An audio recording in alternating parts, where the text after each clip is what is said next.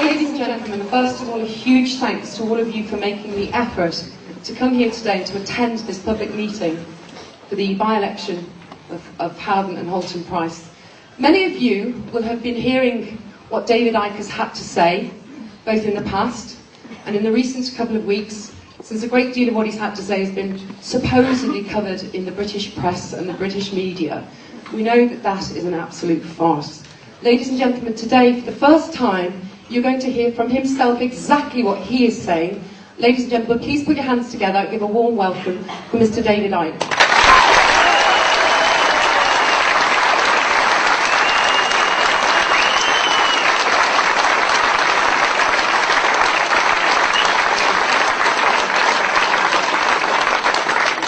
Thank you very much. The situations I get myself into, I'm watching the telly a few days ago and now I'm standing here. It's my life. You know? There's people here from the constituency where this election's taking place, and there's people I know have come from long distances who've been looking at my stuff for a while. So there's a mixture of, what's this madman talking about? And people who think, well, maybe it's not quite as mad as you think it is. This event today is going to be videoed, it is videoed, at the back there, and it's going out on the internet for free in the next few days, and please send it everywhere you can so we can get this information out. And for people who watch this video around the world, just a quick bit of background. Short while ago, the Member of Parliament for this constituency, called David Davis, who was the Home Affairs spokesman for the opposition Conservative Party, resigned in protest at the Labour government bringing in the Big Brother state. And he's standing for re-election on the issue of Big Brother. That's where I came in.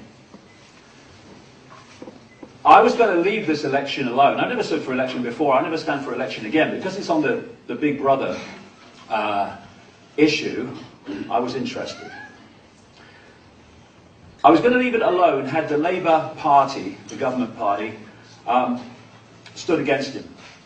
But they chose not to. They said this election was a farce. Now, when you put that through the translation unit, it reads, we'll say it's a farce so we don't have to stand, because if we do stand, we'll get slaughtered because people are sick of this Big Brother state. The third party, the Liberal Democrats, chose not to stand because they said they supported the stand of David Davis. And David Davis was saying he wanted a debate on the gathering Big Brother state in Britain.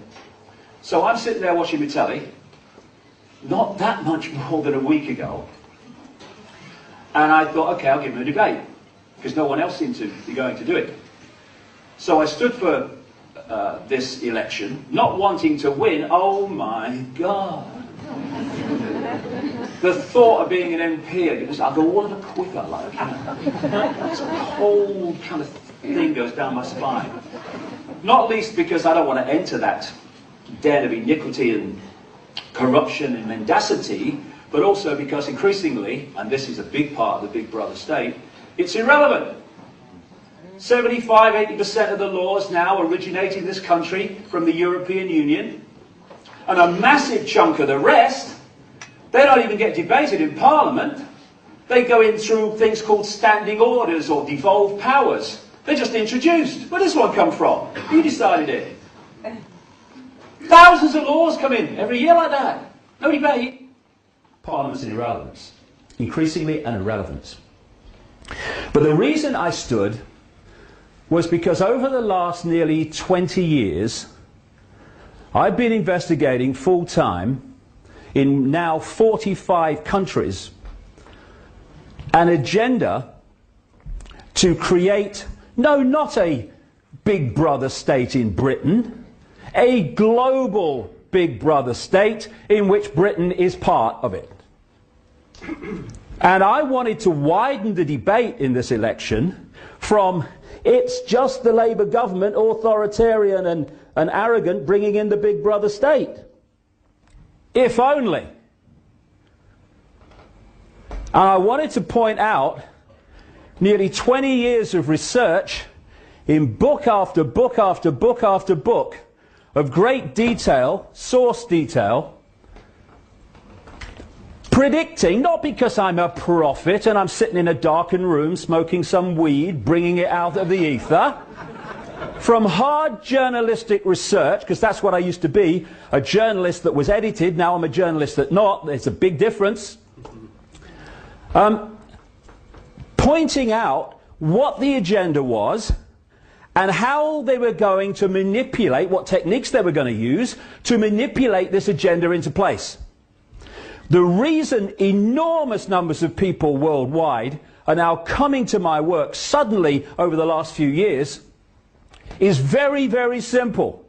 What is in these books is now in our daily experience.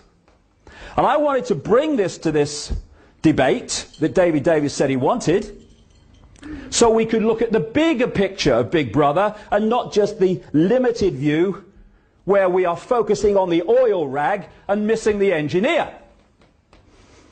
We have not had that debate because he won't have it with me. I tried to go to his public meeting with Geldof, Bob Geldof, the other day. I was turned away at the door by this man. I had a ticket booked. It was all arranged. No problem. It's a public meeting. As long as you had a ticket, I had a ticket. And then this man who, this vision appeared out of the ether, reminding me immediately of a pound of lard with a shirt on, I remember, who has obviously been consuming large amounts of E-numbers, because this man was hyper, and told me suddenly, miraculously, abracadabra, it was now a private event. 30 seconds ago it was a public. What happened there? So I couldn't get in. So that is the background. And I came here, you see, less than a week ago. I came up here to stay last Monday, not to challenge David Davis, but to share information with the people here and him of the bigger picture.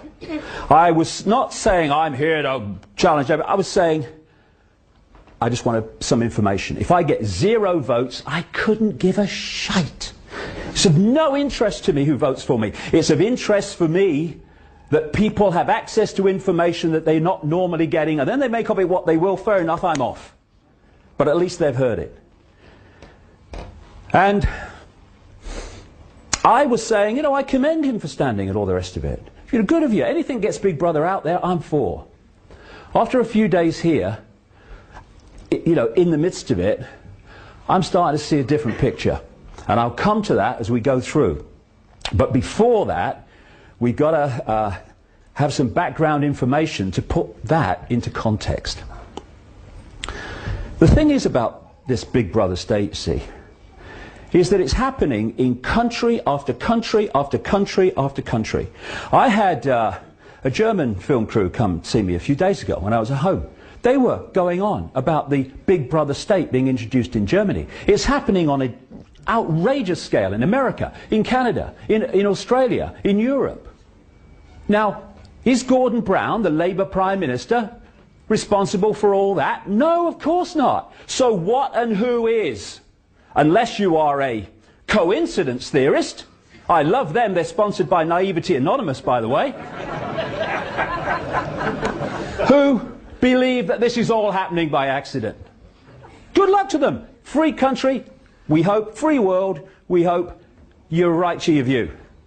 But don't tell me it's happening by accident and then tell me there is absolutely no credibility in anyone saying, actually, maybe it's not. Gandhi said, an error does not become truth by reason of multiplied propagation, nor does truth become error because no one will see it. What is. Whether you think it is or whether you think it's not, it still is.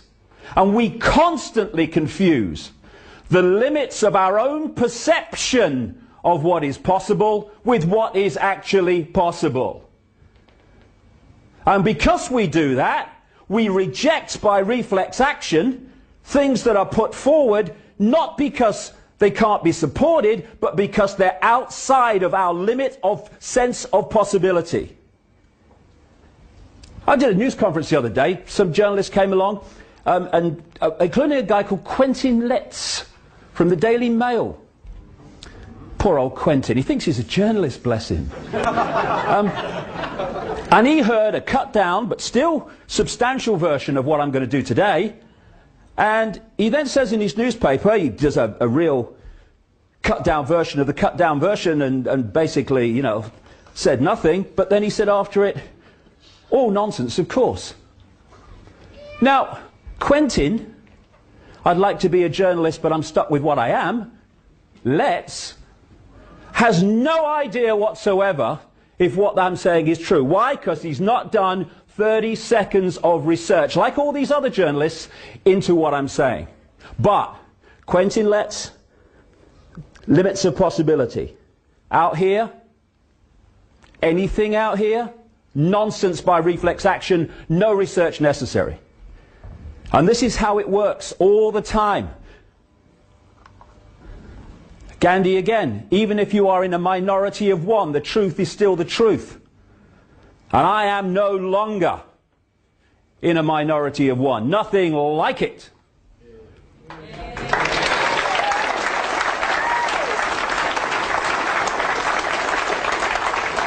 Remember this?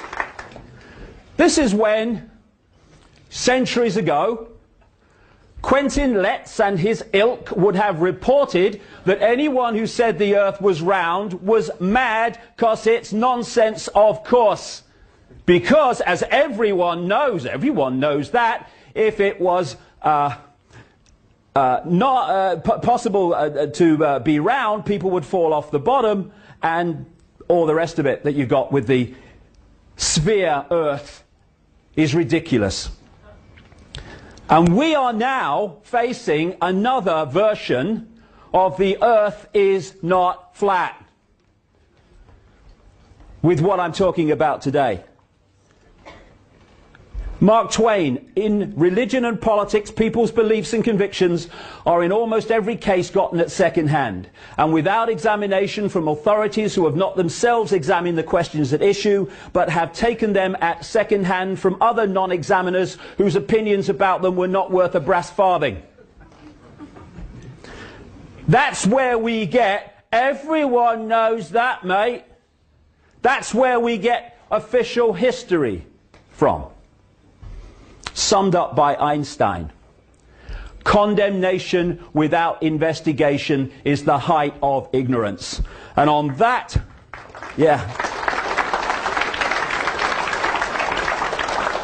and on that criteria, we live in a world that is at the summit of Everest in terms of the height of ignorance. Everyone knows that, mate. Nonsense, of course. The world looks bewildering. All these different things, what's going on? Why are they doing that? That's stupid. That's bureaucratic incompetence. What's happening? Why do they do that? It's ridiculous. They did it that way. It'd be much better. What's going on? And more people are saying and feeling more and more ill at ease with the world as it's changing around them. When we've got to the point of people being fined by the authorities for putting a card in their own car saying it's for sale. And when they park it in the street, they're being fined for trading in the street. When people are being fined for putting out their wheelie bin on the wrong day, we're talking about the fine detail of our lives that this has got into now. The key thing to start to understand the world we're actually looking at, as opposed to the one we think we are, is to connect the dots. There are many various and vastly different areas of our lives. Vastly different areas of politics and business and banking and all the rest of it. And left to themselves as dots, it's bewildering. I don't understand that. Why are they doing that? Why, all that stuff. But when you start to connect the dots, and that's what I've been doing for the last nearly 20 years, and to connect the dots you have to do enormous research on the dots themselves before you can start to connect them. It's an enormous work. That's why it's very difficult for people to see what's happening, because the amount of work it needs to actually uncover it. And as you connect the dots, the picture starts to appear. You start to see that organizations and people and events that appeared to be totally unconnected are actually fundamentally connected. And you start to realize and you start to see a clearer and clearer picture of what Big Brother really is and why. You start to see the elephant in the living room. You see, the difference between those who've not looked at this stuff and those that have is the difference between seeing that's why they're doing this and people saying they're doing this, I think, because what they're telling us they're doing it for. Once you connect the dots, you start to see the white bits between the words where the real information is. And this elephant in the living room is that there is a secret agenda going on in the shadows behind the people that appear to be in power.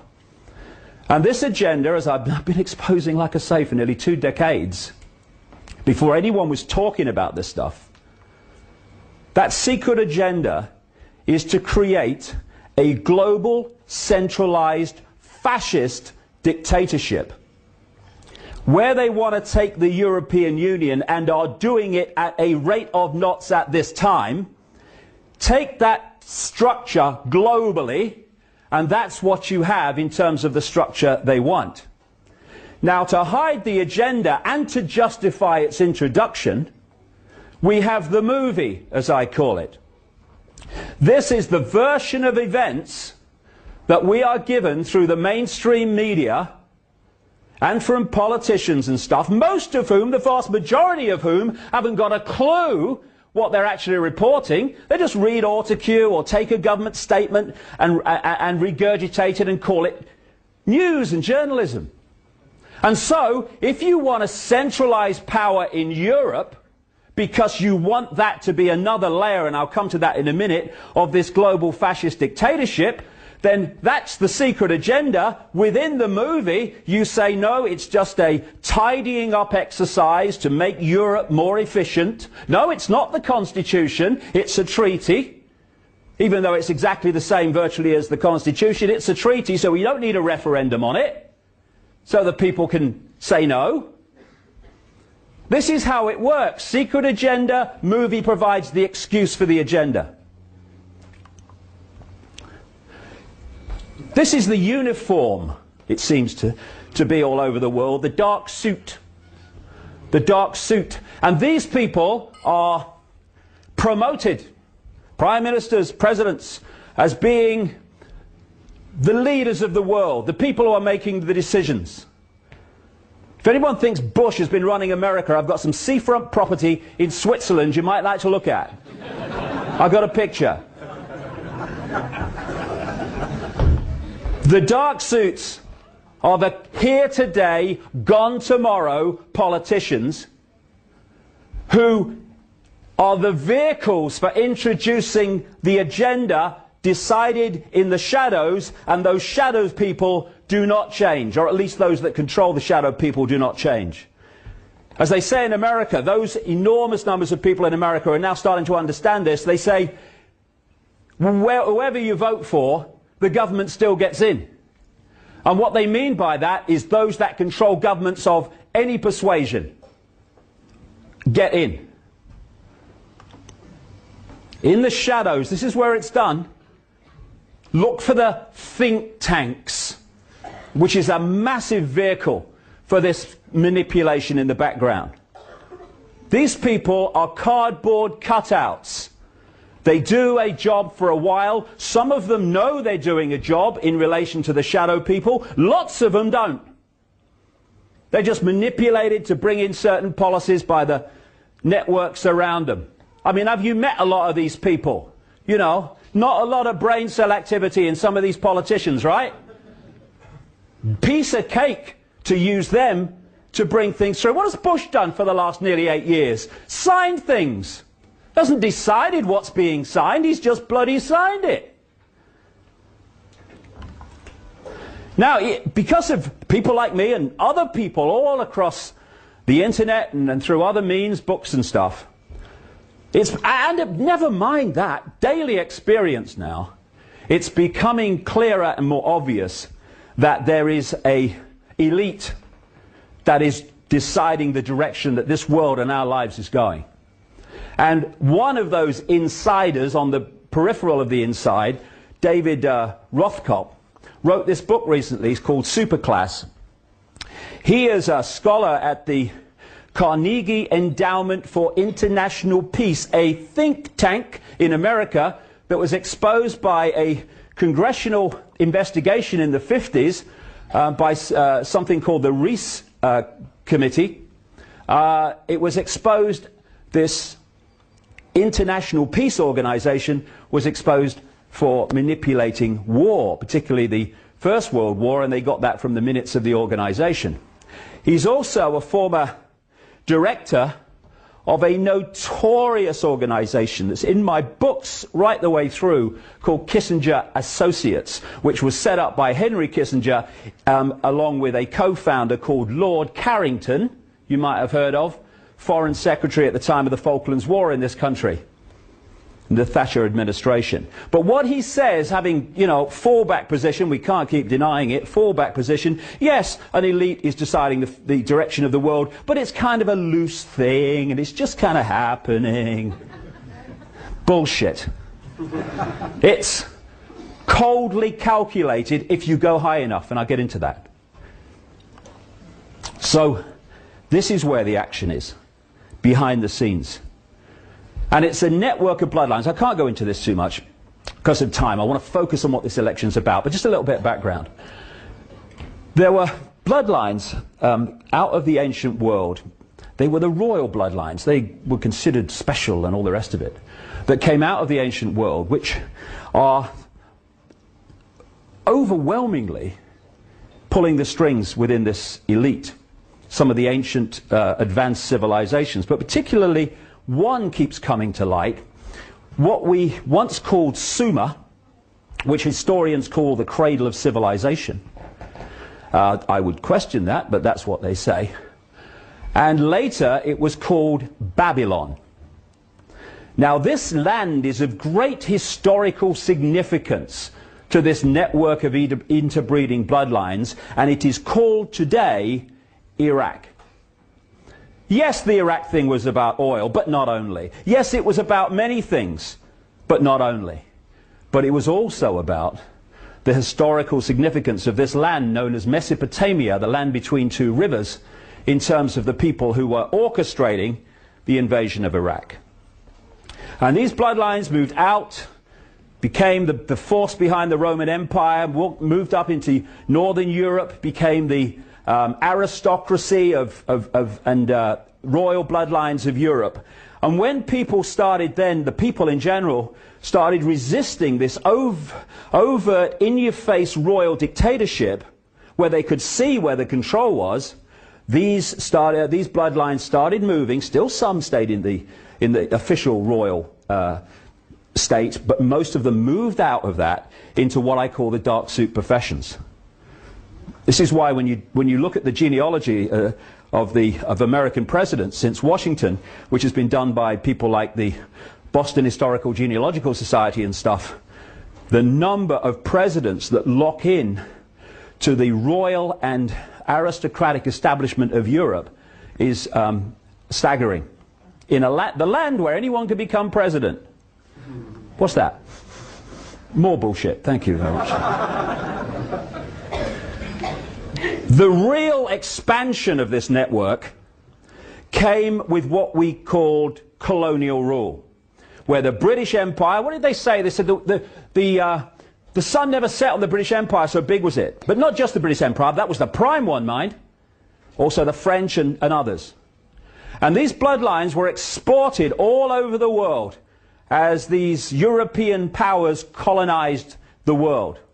And then we had this sleight of hand called independence for these former colonies.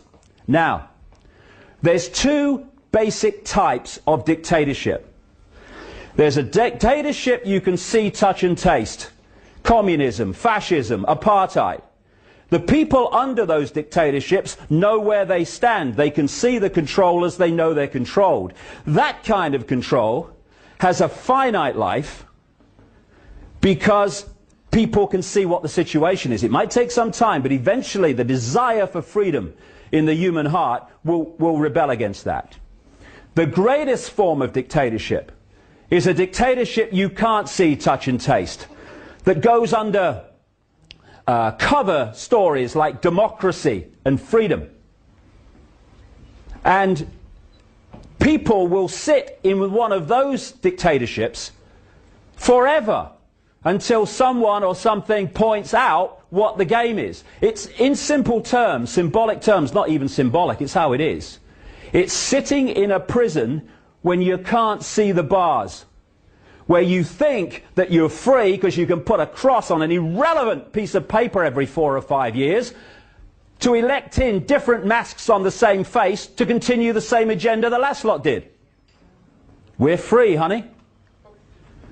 That is the greatest form of dictatorship, because people do not rebel against not being free when they think they are. And what happened at what we call independence for the former colonies is they moved from a dictatorship that the colonies could see, rule from Britain or whatever, to a covert dictatorship. What they did, they left the bloodline out there and the secret society network that manipulates the bloodline into power and its agents and gophers into power. And they've gone on controlling those countries ever since, while the people in those countries think they're free and their own government is in control. So what we have is like a transnational corporation, and the center of it, at operational level anyway, is in Europe. So a transnational corporation has a headquarters, and then it has subsidiaries in all the different countries. The headquarters dictates the policy which the subsidiaries then have to introduce and carry out. That's how this works. And that's how they are able to introduce the same changes, the same Orwellian transformation in countries all over the world at the same time. Because these subsidiary networks of secret societies and semi-secret groups and other groups that interface between that and the public society, their role is to get control of their country's political system, economic system, media ownership system, and therefore move that country in line with the centrally dictated agenda. Now, this is what I wanted to talk about at this election. Not just, although it's important, DNA databases and surveillance cameras. That is one important, yes, but it's an expression of this agenda. It's not it. And if we get caught in that, then we're never going to stop the jackboots in dark suits from completing their agenda. And that's what it is, to enslave humanity globally in ways that I'll come to. So this network operates the secret agenda and then finds the excuses within the movie, our daily experience, to justify the agenda being introduced. And what they do, therefore, is manipulate both sides in the various situations they want to manipulate. Why? They want, symbolically, to know the outcome of the football match before the kickoff. They're not interested in states of flux and uncallable situations. They want to know what the score's going to be before the teams have left the dressing room. Now, if you control one side, you are going to influence the football match. You're not going to control the outcome. To control the outcome, you have to control both sides. And that's why, when you're investigating this, you don't just look at the fors or against something, which is in line with the agenda. You look at those who are on the other side of the debate, because they want to control the debate by controlling them, and by controlling the debate, they control the outcome. So, example, the Bush family and the Clinton family are supposed to be opposing each other politically, because one's a Democrat and one's a Republican. Why then, as I've exposed in my books, and people who knew them have exposed from their own experience, that these families are like that and go back a long, long time. During the Reagan-Father Bush administration, the Bush family and the Clinton family, Clinton was then governor of Arkansas, were running drugs, a massive operation, through somewhere called the Mena airstrip in Arkansas, which was part of the Iran-Contra thing. They go back a very long way. From 1980, when Reagan-Bush came in and Father Bush was the real president in terms of power, right through to now, in 2008, a Bush or a Clinton has been in the presidency. And they are two masks on the same face. The president is a puppet controlled by the forces that put him there, that funded him there with the cuckoo amounts of money they give. Cheney is more powerful in the White House than boy George Bush. Why? Because Cheney's higher in the hidden hierarchy. And this is the point.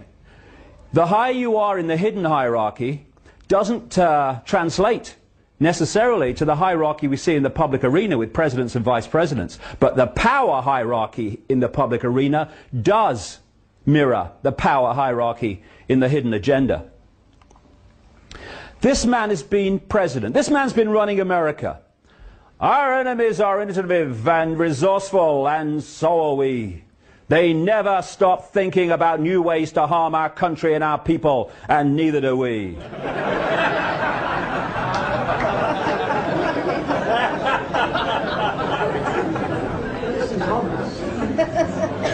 So if he's not been running America, who has? And then, this is another way where the debate kind of diverts people. I've been hearing for the last 8 years, before Blair left office, Bush controls Blair. Bush can't tie his shoelaces without help. Bush controls Blair. No, no. The reason Blair has not been able to cough without asking through his period in office before Brown took over is because the same shadow people have been controlling Bush as have been controlling Blair, and that's why you can't get a cigarette paper between their policies and their actions. Nothing to do with Bush control. Bush controlling Blair, he can't control himself. And now, Hillary Clinton, John McCain, Barack Obama stands for change you can believe in. These people are controlled by the same force. Interesting, you know, when Clinton came in, Bill Clinton in, what, 92, he kept talking all the way through his election campaign, change, I stand for change. He's going on, Obama, change, I stand for change. Why? Why do they play that game? Interesting. Because of the way the system stitches up people, denies them choice, denies them equilibrium, happiness, and all these things, and what they desire. At any point in time, the vast majority of people are not happy with their status quo. So anyone who comes along and says, I stand for change, oh yeah, anything's better than this, yes mate, change.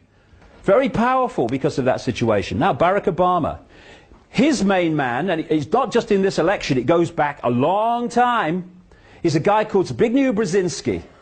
Brzezinski was the national security advisor in the Carter administration, and he went public in the last year, 18 months or so, admitting that he, in that position, worked to manipulate the Soviet Union to invade Afghanistan because he wanted to weaken the superpower, and in his words to the effect of, I wanted to create for them their Vietnam.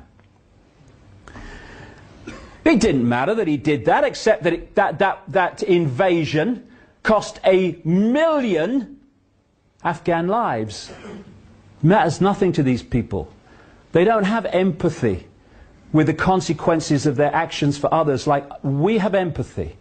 Empathy is a fail-safe mechanism for human behavior. Take it away and there are no limits. And as a result of that invasion, he and those that followed him in the Reagan-Bush administration and British military organizations too, trained tens of thousands of people in Pakistan, where the intelligence agency, the ISI, is the CIA Pakistan branch, to fight the invasion and resist it, to cause the Russians as much problem as possible. They are the people they're now saying we have to take our freedoms away to stop them harming us. The people they trained, not just in Pakistan, but also in America.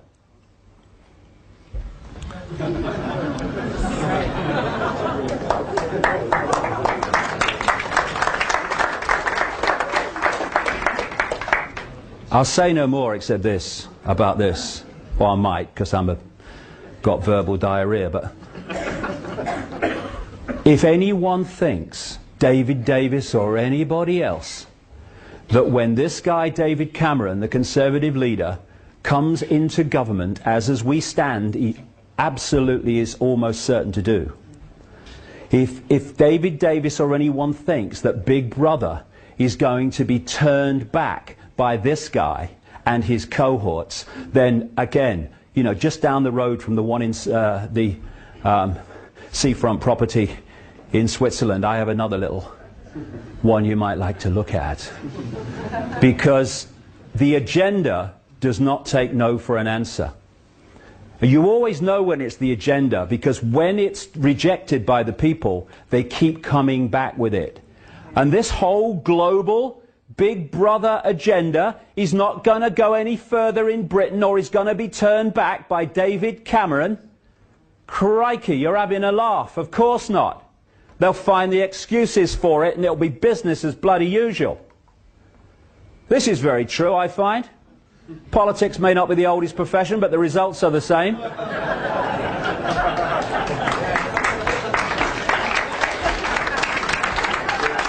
Now, people don't realise just how simple it is for these shadow groups, a group in the end, to manipulate who goes into government in a democracy. Piece of cake. This is how it's done. You might recognise this if you've followed politics in Britain for the last 20 or 30 years.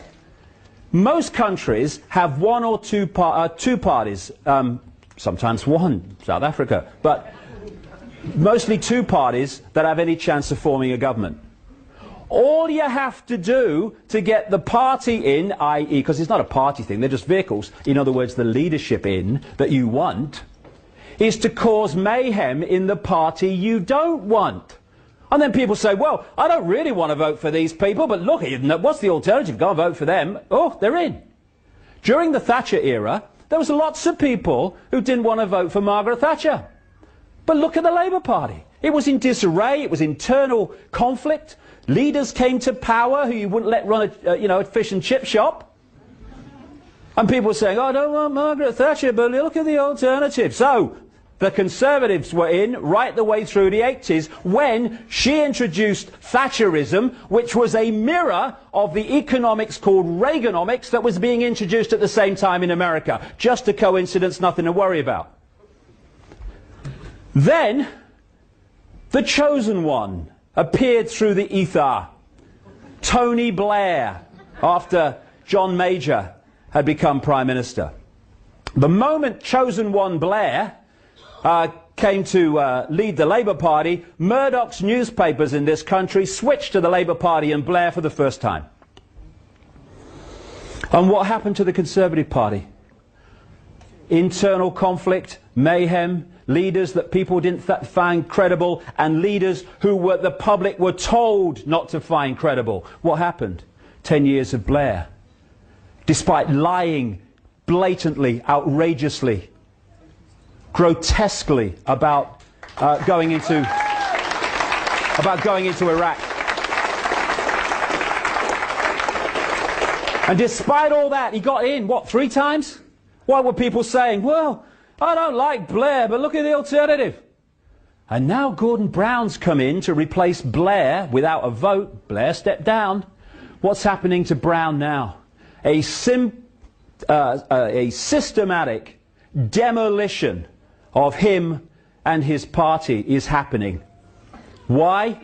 Because Cameron is designed to come in with his cohorts to take the Big Brother state on a bit further. Sorry, David Davis, you're going to have to live with it. Unless we decide we're not going to live with it, because the power is with us, not them, if we only took it.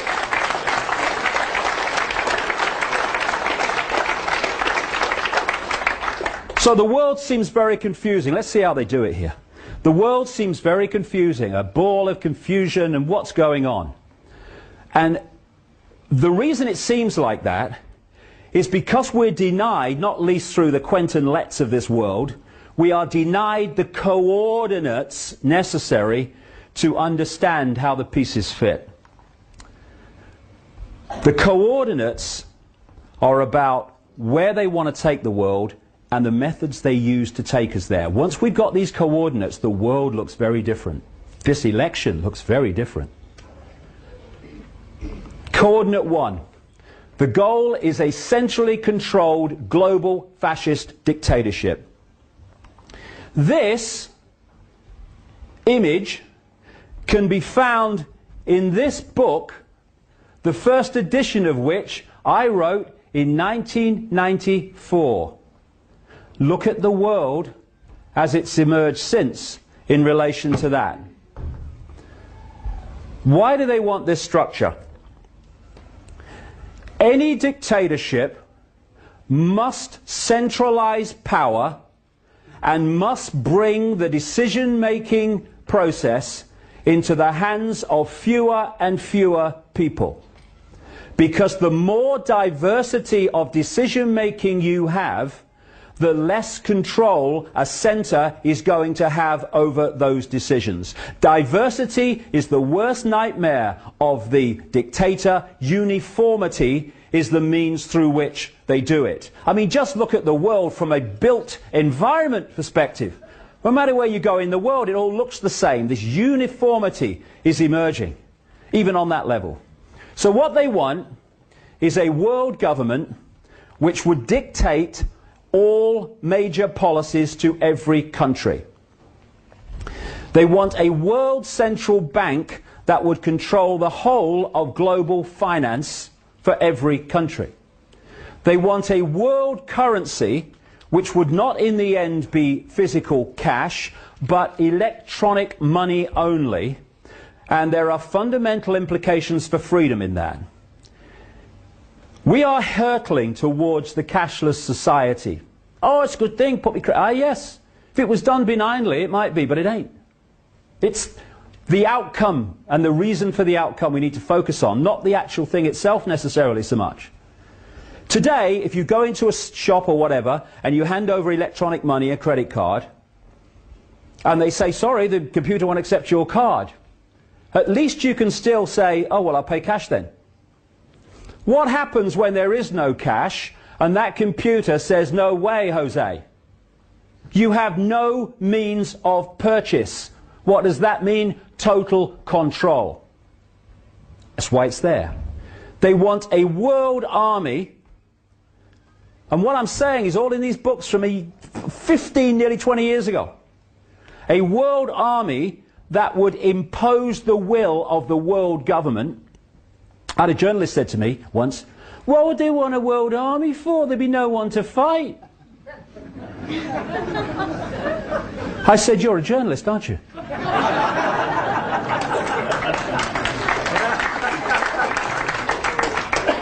The people to fight would be any group, any nation that did not want to give over the total control of their lives to the decisions of the world government.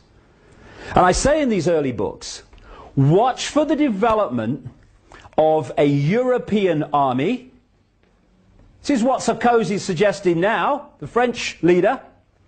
And watch for excuses being made for NATO troops to operate outside their official designated area of the North Atlantic. They're now in Afghanistan. And the idea is to fuse all that stuff with the UN peacekeeping force to create by stealth the world army. And they want a microchipped population connected to a global computer, and in the end, every child microchipped at birth as a matter of course. When I first said this 15, 20 years ago, people thought it was hilarious. Anyone who looks at what's happening in the world now has got the grin, as my mother used to say, on the other side of their face, because microchips are now being introduced and are being all the time encouraged for us to take them as a way of operating. They bring it in, first of all, through, microchip Fido, you'll never lose your dog again. And then microchip your child, you never lose your child again. Microchip yourself, you'll never lose yourself again. There you go. Under this, they want 4 superstates. The first one is the European Union, which is the most advanced, came out of the EEC, the Common Market, a free trade area, nothing to worry about. The American Union, which they are manipulating out of a free trade area called NAFTA, North American Free Trade Association. And the first step of that, and it's so close to becoming public, is something called the North American Union, Canada, Mexico and the United States, and they even have a name for the currency to replace the dollar. It's called the Amero. They want a Asia-Pacific Union, which they're now talking about, being evolved out of another free trade area. If it works, why change it? Called APEC, Asia-Pacific Economic Cooperation. And we already now have an ever more active African Union, which came out of the Organization of African Unity. That's what they want. And where are we? Down here. Try getting power over your life sitting under that edifice of bureaucratic control. ID cards, stepping stone. This is what they want. Microchipped people. I was, by the way, I said on the internet I was going to talk for an hour and a half. I ain't. I hope that's all right with you.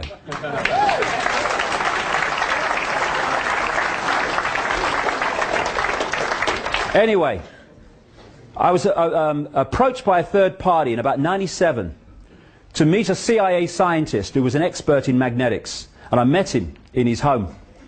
And he said he wanted to meet me because he wanted to get out what was going on, and he had no way of doing that for reasons that will become clear.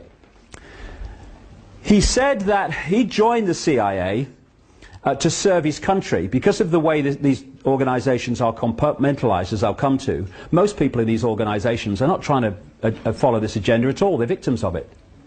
So he told me many, many things. What had happened is he joined the CIA thinking he was serving his country, and when he got on the inside in these secret scientific projects which produced technology far and away beyond anything we see in the public arena, he realized that this agenda that I'm talking about today was happening, which he never had a clue about when he joined the CIA.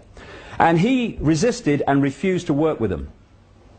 He said one day he left home and he has missing time, remembers nothing until he woke up on a medical type bench in a room, and as he got his faculties back he found there was something stuck to his chest, and he was opening his shirt as he told me this story, And on his chest was a see-through, that's all I can describe it as, a see-through shampoo sachet type thing, and inside was this orangey golden liquid. These are known within the CIA as patches. Someone's been patched. And what had happened in that missing time period is that his body had been manipulated to need the drug in the patch to survive, and if he doesn't get it, he starts to die of agonizing death. He knows that's true because he resisted after he was patched, and he found out they weren't kidding.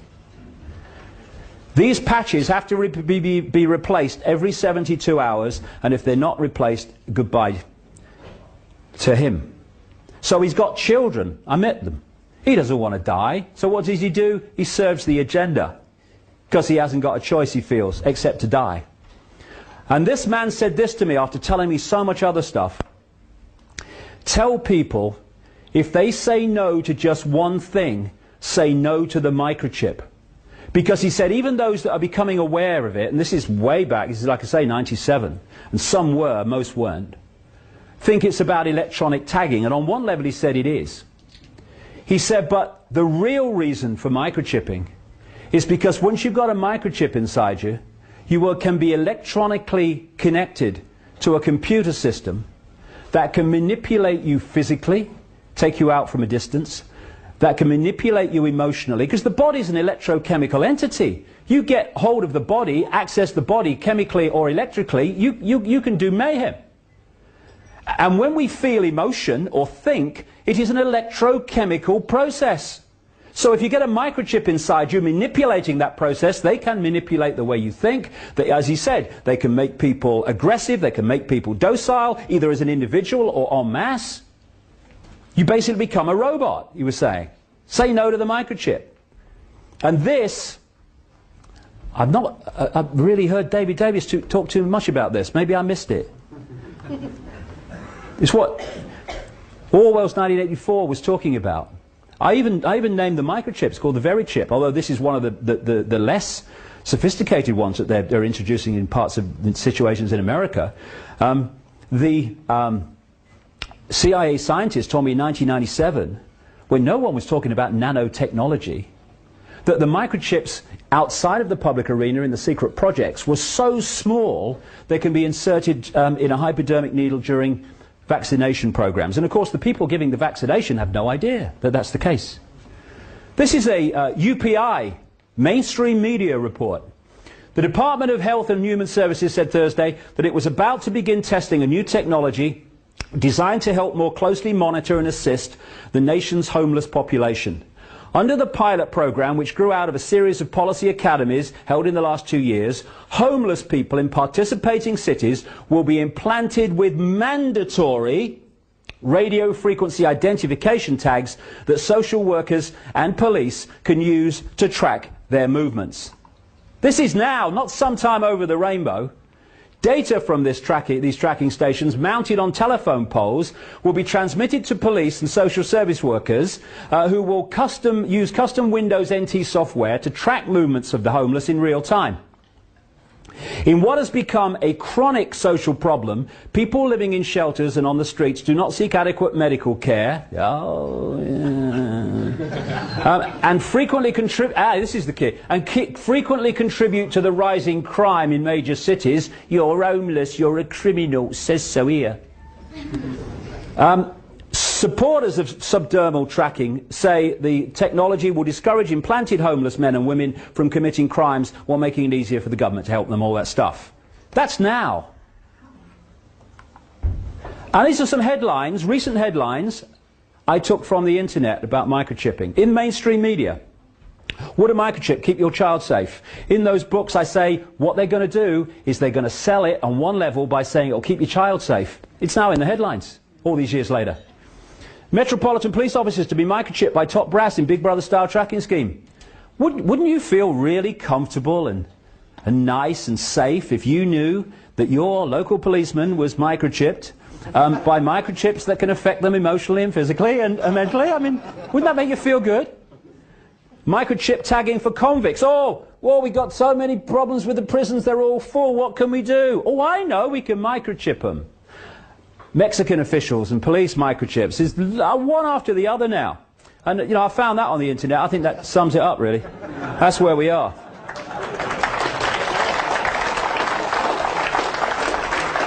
Except it's not Bush, it's the shadow people controlling him.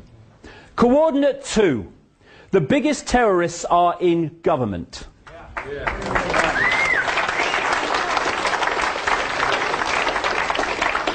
Of whatever persuasion, by the way, I ain't being party political here, sod the lot of them. I'm very, you know, I believe in equal opportunity and equal rights and stuff. Sod the lot of them equally. The terrorists, even those that we're told were terrorist events from external terrorists, when the evidence often points to the fact that it was not that at all, except that they were the front for it, they can kill horrendously a few thousand people at maximum, or they can, like 9/11 and that stuff, or they can kill fewer in other events. Horrific, horrible, etc. Yes, but these people, or the people that controlled them, pepper-bombed Baghdad full of kids and civilians, and have so far killed and maimed hundreds of thousands of civilians to save them from a dictator. And you know, David Davis, it seems from what I read, is in favour of capital punishment. I cannot think myself of a more blatant big brother power than for some guy in a silly wig to have the power over life and death on behalf of the state. And I just wonder, because David Davis voted for the invasion of Iraq, I just wonder if those children and civilians, as they were pepper-bombed in Baghdad, might just have thought that Big Brother might have arrived. But no, it's just about surveillance cameras and DNA databases. Oxford Concise Dictionary, definition of terrorist: one who favours or uses terror-inspiring methods of governing or coercing government or community, hence terrorism. I rest my case. Coordinate 3. How the few can control the many, by using the many to control themselves. Pyramid power. If you think of Russian dolls, one doll inside a bigger doll inside a bigger doll. Now think of pyramids. Small pyramid inside a bigger pyramid inside a bigger pyramid, until there's one that encapsulates all of them. If you look at any organization today, a government, a university, a corporation, anything, a school, they're all structured as pyramids.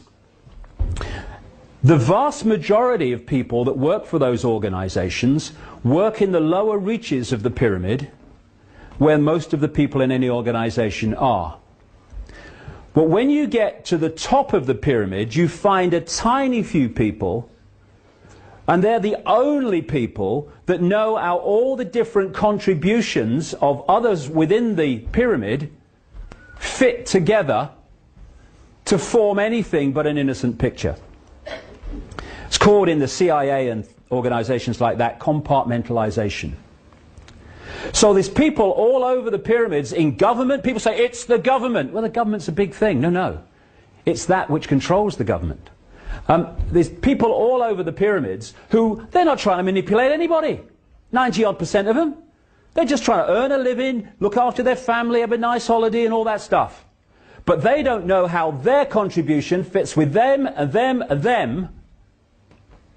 Only the ones at the top know that. And these pyramids fuse together. The banking pyramid, the transnational corporation pyramid, the oil cartel pyramid, the pharmaceutical cartel pyramid. All these different pyramids, media ownership pyramid. I mean, you know, the major media corporations in America, for instance, are owned by the corporations like General Electric. And at the top is a pyramid that encompasses all of them. And at that point are these shadow families people like the Rothschilds, the Rockefellers, the Habsburgs, and others, who are putting down these apparently, at the level we experience them, totally unconnected areas of our life, the same policies. And what those policies are, in its foundation form anyway, in their foundation form, is centralization of power in every area of our lives. Because the more power is centralized, the more power the few have over the many. So you go into a bank, you hand over a check to the person behind the counter. They don't know what's happening in the bank manager's office and what's being decided. He don't know what's happening at the next level. They don't want to accept the next level. And that's how it's possible for a few to dictate the direction of the world, with the many working every day unknowingly to do it for them. And so, one name that is given to these families is the Illuminati, the illuminated ones. They know more than we do because they keep what they know from us. And behind the corporations, different masks on the same face, is actually a corporation. Different directors, different frontmen, not always, mind, interconnected directorships, but at control in the hands of the few. And it's the same with politics. Presidents, prime ministers, heads of the World Bank, Secretary General of NATO, they are perceived to be in the red bit at the top in terms of their own hierarchy. No, no. They're some way down. I'm probably being optimistic with this. They are there. The here today, come tomorrow people that I mentioned earlier are there simply to fill the public positions through which those that operate in the shadows above them in the pyramid dictate the policy. And that's why the policy never changes, no matter what government's in power. An incessant centralization. So when I hear people saying, it's Bush, Bush is behind it, stop Bush, please. He's not Big Brother. Bloody Bush's Big Brother. We got nothing to bloody worry about there then. He's a vehicle, and there'll be another one along soon. Because this is how it works. Controlling the movie by controlling all sides in the movie through the compartmentalized pyramid system. The secret society system, I could talk about this for ages, but we talk about secret societies we can access in terms of their existence. The Freemasons, the Knights of Malta, Opus Dei, the Knights Templar, and all these people. And they feed chosen people out of the top of their pyramids into the pyramid where the real action is. And often that pyramid they don't give it a name. I call it the Illuminati, and other people call it the Illuminati, but often they don't give it a name. Why? You try investigating an organization that doesn't have a name. Very difficult. And this is how it works. This is Albert Pike. He was a Freemasonic god in America, and his statue is outside the Washington, D.C. police station to this day. This is what he said in one of his writings. Fictions are necessary to the people, and the truth becomes deadly to those who are not strong enough to contemplate it in all its brilliance. In fact, what can there be in common between the vile multitude and sublime wisdom? The truth must be kept secret, and the masses need a teaching proportioned to their imperfect reason. That's how the network behind the people who appear to be in power see the cattle population, you and me. You can also symbolize this network as a spider's web. You've got the spider at the center, and that's where the agenda is being dictated from. These different strands can symbolize different organizations and secret societies, which answer to the spider. The closer to the spider the organization is, the more secret it is, the more exclusive it is, and in the end, not even in the public knowledge it is. As you come out from the spider, you eventually start to have organizations that directly interact with the public. Organizations that people who follow politics will recognize. And then there's a few just back from there, which are kind of secret but thanks to researchers, they've been acknowledged to exist, like one called the Bilderberg Group, which I'll get to. Now, within the spider, and we're getting more and more relevant to this election now, this Big Brother by-election. The Round Table was a secret society that was started by a man called Cecil Rhodes, who died in 1902. And this secret society, which has been exposed massively in great detail by one of the people called Carroll Quigley, who was a professor at Georgetown University, actually taught Bill Clinton. And he was connected to this Round Table network and had access to secret papers of that secret society to see what they'd been doing through the 20th century, since they were created. The Round Table then started to create offshoot organizations which it controls. First came the Council on Foreign Relations, 1921 in America. The Rockefeller family were behind that. Then came the Royal Institute of International Affairs in London, actually came before that even. Then came the Bilderberg Group, 1954, and the United Nations, and the Club of Rome, 1968, and the Trilateral Commission in 1973. And the Trilateral Commission was created by the Rockefellers, David Rockefeller, and a man called Zbigniew Brzezinski, who is the man behind Barack Obama, who I mentioned earlier.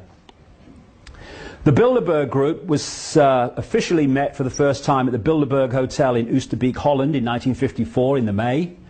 And every year, although its steering committee meets very regularly, every year they have a meeting somewhere in the world of the high and mighty of global finance, business, politics, media ownership, intelligence agencies and the military, including the Secretary General of NATO.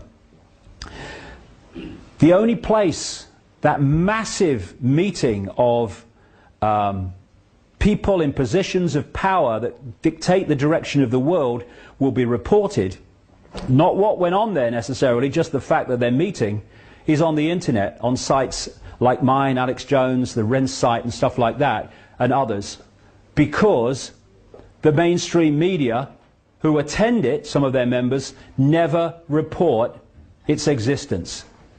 If any other organization was doing that with those people, it would be reported, not the Bilderberg Group.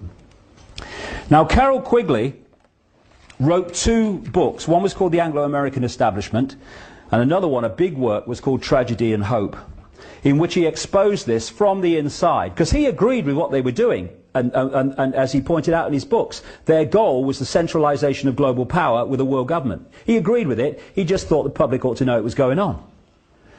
This is what he wrote in one of his books, The Anglo-American Establishment.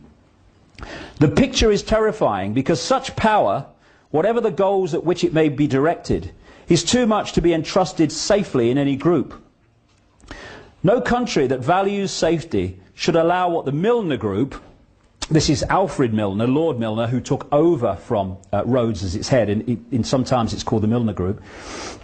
The Milner Group accomplished, that is, that a small number of men would be able to wield such power in administration and politics, should be given almost complete control over the publication of documents relating to their actions, should be able to exercise such influence over the avenues of information that create public opinion, and should be able to monopolize so completely the writing and teaching of the history of their own period.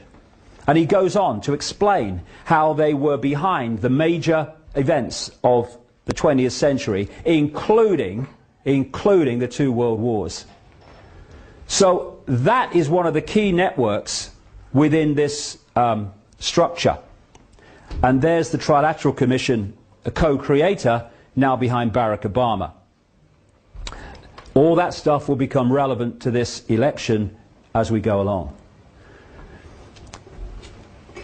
Well, I think one of the, if I've made any contribution to this, then one of the things that I'm most proud of is to have come up with the phrase problem, reaction, solution to describe the most used and the most powerful method of mass mind and emotional manipulation that has been used on us to advance this agenda. It used to be called the Hegelian dialectic. And I thought problem, reaction, solution would sum it up more succinctly. What it means is that you want to change society in a way that if you did it openly and had a meeting and said, right, well, tell the public this is what we're going to do, you know that you would get a massive public reaction against what you want. So you don't do it openly. You play this technique. Stage one, you create a problem. It could be a terrorist attack, it could be a war, it could be a government collapse, it could be a run on a currency, it could be a credit crunch, rising food prices, rising mortgages. Anything that will give you the opportunity to install the solution to that problem that will advance your agenda. Once you've covertly created the problem, you then tell the people through a pathetic mainstream media the version of that problem that you want the public to believe, i.e. Bin Laden orchestrated 9/11, Lee Harvey Oswald killed Kennedy, whatever. If we had a journalistic profession, even just in any way justifying the name, problem, reaction, solution fall down, because the explanation would be investigated, it would be found to be wanting, it would be reported to the people, this would collapse. Because we don't have a journalistic profession worthy of the name, the problem is created, the cover story of the problem is then reported to the people as official history, uninvestigated, and what they're looking for at stage two is a reaction from the public that says, in effect, something must be done, what are they going to do about it? Fear, outrage, do something. And then those who've covertly created the problem, got the public reaction, do something, then openly, through changes in legislation, offer the solutions to the problems they have themselves covertly created. And what are those solutions? They are changes in society to advance the Orwellian Big Brother state and the centrally controlled global agenda. At the 33rd level of Freemasonry, of the Scottish Rite, that's the highest official level, they have a motto, Ordo ab chaos, order out of chaos. Problem, reaction, solution. You try manipulating harmony, very difficult. You try manipulating chaos, piece of cake. They want chaos. You see, through problem, reaction, solution, we need to switch our minds a bit here. Because of problem, reaction, solution, they don't want crime figures to come down. Because if they do, they can't offer the solutions to the crime figures, which is more control. They want people knifed in the street.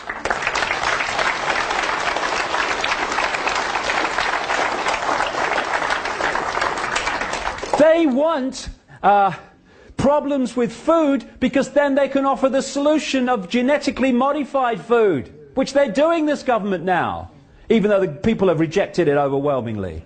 They want the problems. They have to have them, or they can't offer the solutions. This is what Bush said after 9/11. You're free, and freedom is beautiful, and you know it'll take time to restore chaos and order out of chaos, but we will. Problem, reaction, solution. This is the Second World War.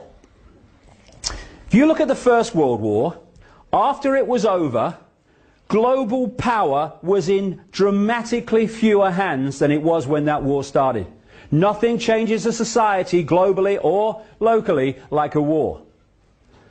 After the Second World War, it was in even fewer hands, and we had the creation of the United Nations, we had the Bretton Woods Agreement, we had the IMF, we had the World Bank came after it.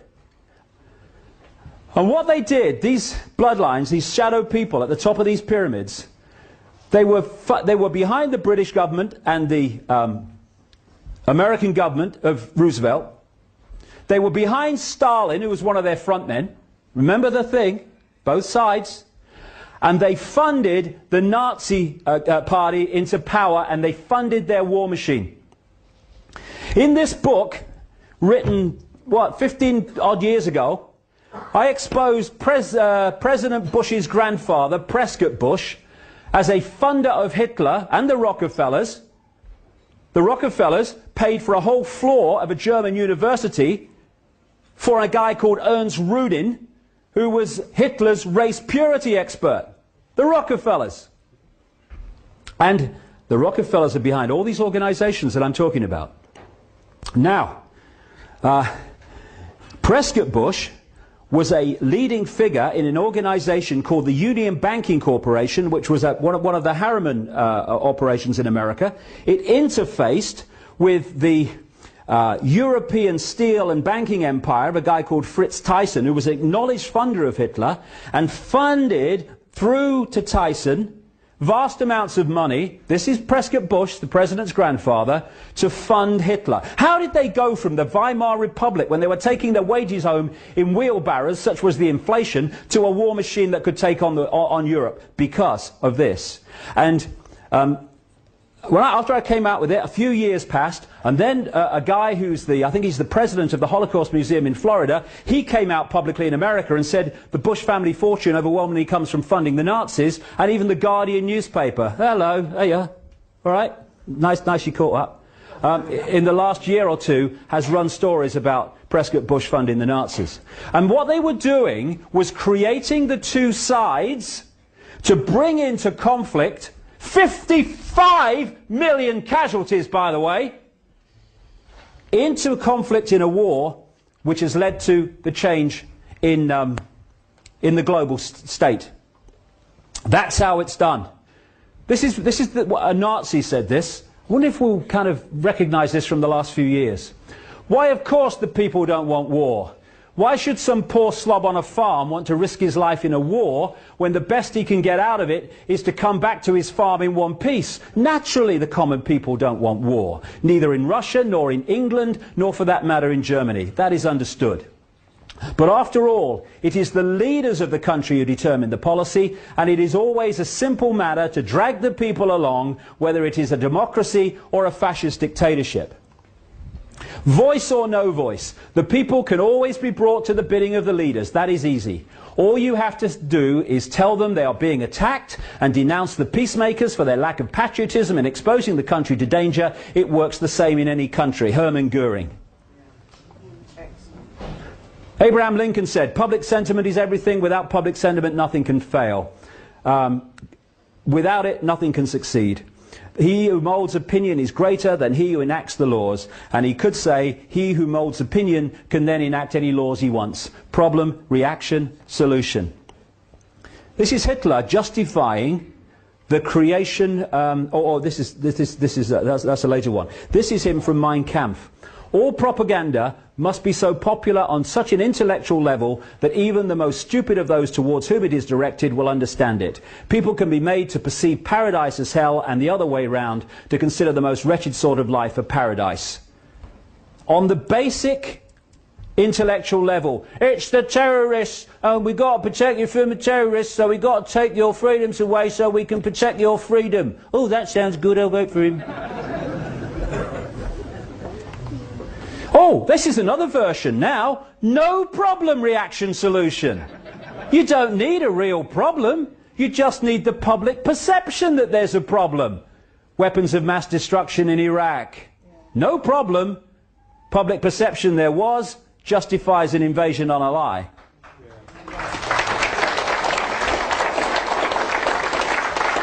I love this one. Invasion checklist. Missiles, tanks, troops, planes, bombs, ships, guns. A reason. Come on. Hey. I'd say let's have a brainstorm, but apparently that's politically incorrect. You have to have a thought shower now. Let's have a thought shower. True. Bloody true. And because the same people are creating the problem to offer the solution, the same people come up with the problem as well as with the solution. It's kind of strange. This is a picture from 1983 of Donald Rumsfeld meeting Saddam Hussein on behalf of the Reagan-Father Bush administration. And what was he doing? Hello, Sad, nice to meet you, mate. What he was doing was arranging the shipment of chemical and biological weapons from American corporations to Baghdad to be used against the Iranians in the Iraq-Iranian war. Don't take my word for it. In 2002, State Department documents in America came to light, and this is a mainstream newspaper report of what they said. Donald Rumsfeld, the US Defense Secretary, and one of the most strident critics of Saddam Hussein, met the Iraqi president in 1983 to ease the way for US companies to sell biological and chemical weapons, including anthrax and bubonic plague cultures, according to newly classified US government documents. When he becomes defense secretary, he's using this. He used chemical weapons against the Kurds. Yes, which you gave him. Problem, reaction, solution. That's how it works. He was on the board of a European engineering giant called ABB in 2000. And at the time he was on the board, ABB sold nuclear technology to North Korea. When he became defense secretary, he condemned North Korea for having nuclear technology.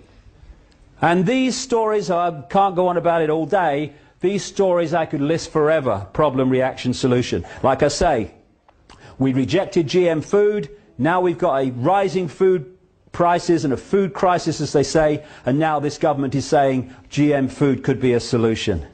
And because, like I say, when it's the agenda, they never take no for an answer, and they'll keep bringing it back and keep bringing it back, just like they are with the treaty, which is the constitution in Europe.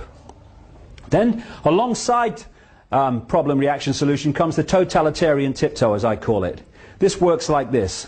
You know you're going there from the start. But you know if you go there in big leaps, the change is going to be so vast that people are going to kind of look up from the television game show and go, hold on, honey, what's going on? Sorry, honey, I thought you were asleep. I was. Lift their head from the game show and they're going to say, what's going on? So they do it like that. They go from A to B and then to D and then maybe to E. They go as quickly as they can and as far as they can with each step, but not so far that they get a big public reaction. That's how this came about. I exposed the European Union way back in those books, and everything that's in them is happening now. This treaty, this constitution, this central, it's all in there. And I have to say, you know, when I hear David Davis going on about the European Union and all that stuff, well, like I said, you know, much earlier in this, whoever's in government introduces the agenda. No, perhaps I didn't, but I've talked so much, I don't know when I have said it, when I haven't. But this is actually worth mentioning. What you notice is, this is how they dupe us in politics. Whichever party is in government introduces this agenda I'm talking about. Whichever party is out of government opposes the agenda. Then we have this farce called an election, and every now and again they change sides. Now, the government that was introducing the agenda is now in opposition. It can't do anything. It opposes the agenda. That which was in opposition, opposing the agenda, is now in government, so it introduces the agenda. And so the common theme is, whichever government of whatever persuasion's in power, the agenda goes on. That's why David Davis and David Cameron and the Conservatives, when they take over from the current Labour government, ain't going to change a bloody thing. And David Davis, who now is against the European Union centralisation of power because he's in opposition, was a government whip whose job was to cajole members of his party to vote in favour of the Maastricht Treaty when the Conservatives were in government, which was an enormous centralisation of power in Europe. One thing in opposition, very different once you get into power and the agenda unfolds. So we started off in the European Union, free trade area, nothing to worry about, good for jobs. But, as I expose in the books in great detail, or from the start, where we are now and where we're going, because there's still way to go in Europe, was decided, and it was how quickly we're going to get there. And we went stepping stone, totalitarian tiptoe, to where we are now. And it was always designed to be so. I talked about the Habsburg bloodline being one of these this elite network. Otto von Habsburg was the man behind and the family behind the Pan-Europa movement, which was the instigator of the European movement that became what is now the European Union. He's still honorary head of the Europa movement. That's their symbol. And one of the key people involved in the manipulation of the European Union into place as it is now, was a Polish man called Joseph Rettinger. Joseph Rettinger was one of the major creators of the Bilderberg Group. All these things interact. The Bilderberg Group has been massively behind the centralization of power in Europe. Now, when you know the agenda, things that seem on the surface to be fine, okay, take on a different complexion. This is from a national newspaper. It's a map that came out of Europe, which is said to be the way they want to break Europe into regions, because they want the end of the nation state. Because they want to break up the unity of a nation state to in unity resist the power of the centre. They want to break them up. So when you hear, for instance, that they are, as they have devolved power to a Scottish Parliament and a Welsh Parliament, and if you remember, they tried to get English regions as well, but they couldn't quite get that through. That's the agenda. They'll come back to that, you watch. The reason is, on the face of it, in the movie, oh, it's to give power to the people. In the secret agenda, it's preparing the regionalisation of this country for this. That's what it's about. Not freedom, but taking it away.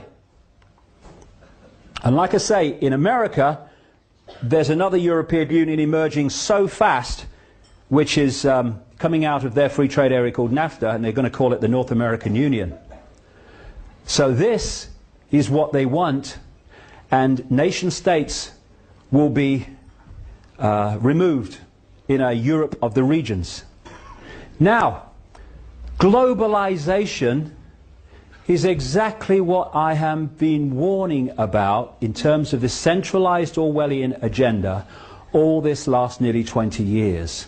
And I do cringe and shake my head when I see people, often of the left in politics, saying what I'm saying about a global agenda for a centralized fascist state is a nonsense. And then I see them pick up their banners and go, stop globalization, stop globalization. What do they think globalization is?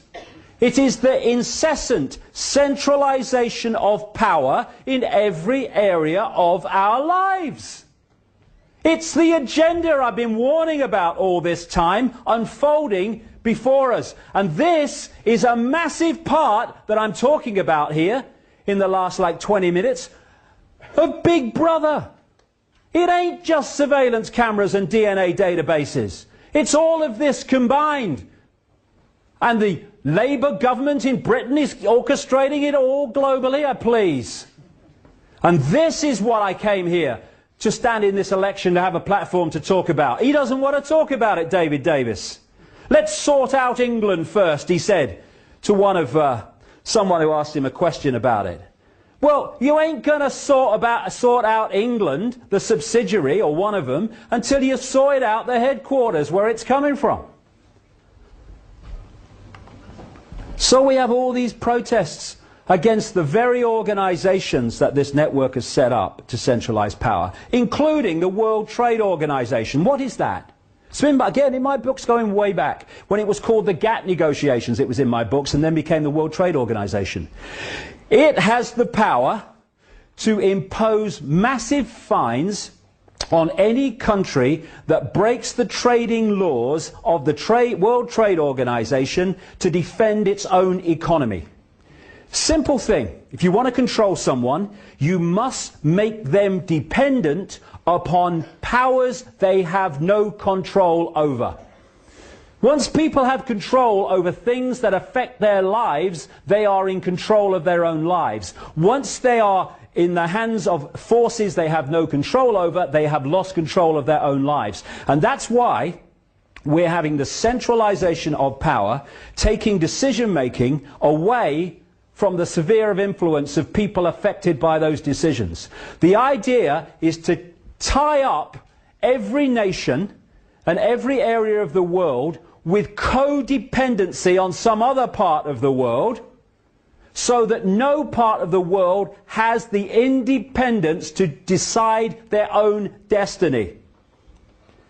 It literally is like getting caught in a spider's web. How appropriate is that?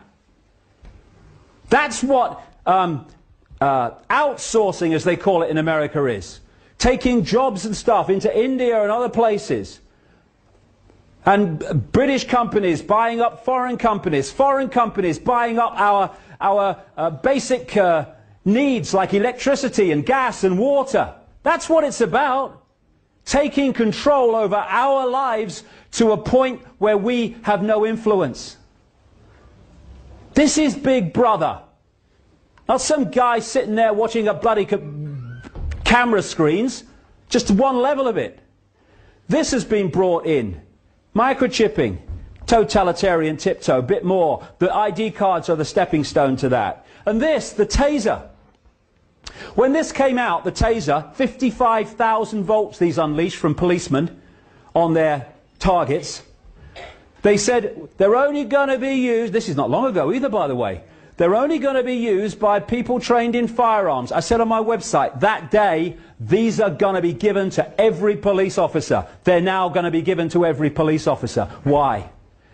Because I remember a headline from a guy who saw one of these working, a journalist, and the headline was, "Anything you say, officer, just don't use that thing on me." That's what they're about. You've got some brain donor in a uniform who hasn't got two brain cells to rub together. They're not all like that. There are many honourable exceptions, but some are. And you give them 55,000 volts they can legally unleash against you. Big Brother, bloody hell. I saw this. Fascism. You really think it's going to be this obvious? It's being brought in covertly, but it's reached the point where increasingly it is becoming that obvious. The secret agenda and the movie justifying the agenda is what this Big Brother debate in this by-election ought to be about. But it's not. Now, this may not seem, this next little section here, that it relates to this by-election, but it bloody well does. No need for prophecy. It's written down. In the year 2000, in America, an organization set up in the 90s by the people who controlled and control the Bush administration this last 8 years, was set up. It was called the Project for the New American Century. And it was created by people who have since become known as neocons or neoconservatives. September 2000 they published this, and it was called Rebuilding America's Defenses, Strategies, Forces and Resources for a New Century. This is what it said. I'll come to that. These are three main people who were in the creation of the Project for the New American Century. Dick Cheney, Vice President, more power than the President. Donald Rumsfeld, Defense Secretary at the time of 9/11 and the invasion of Iraq. Paul Wolfowitz, Defense Deputy Secretary at the same time. These are some of the other neocons.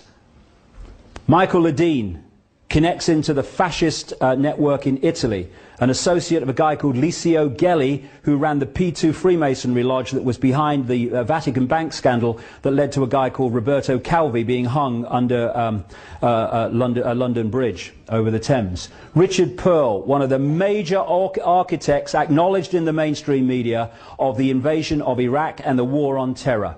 John Bolton, ditto. Douglas Feith, ditto. Jeb Bush, brother of the president.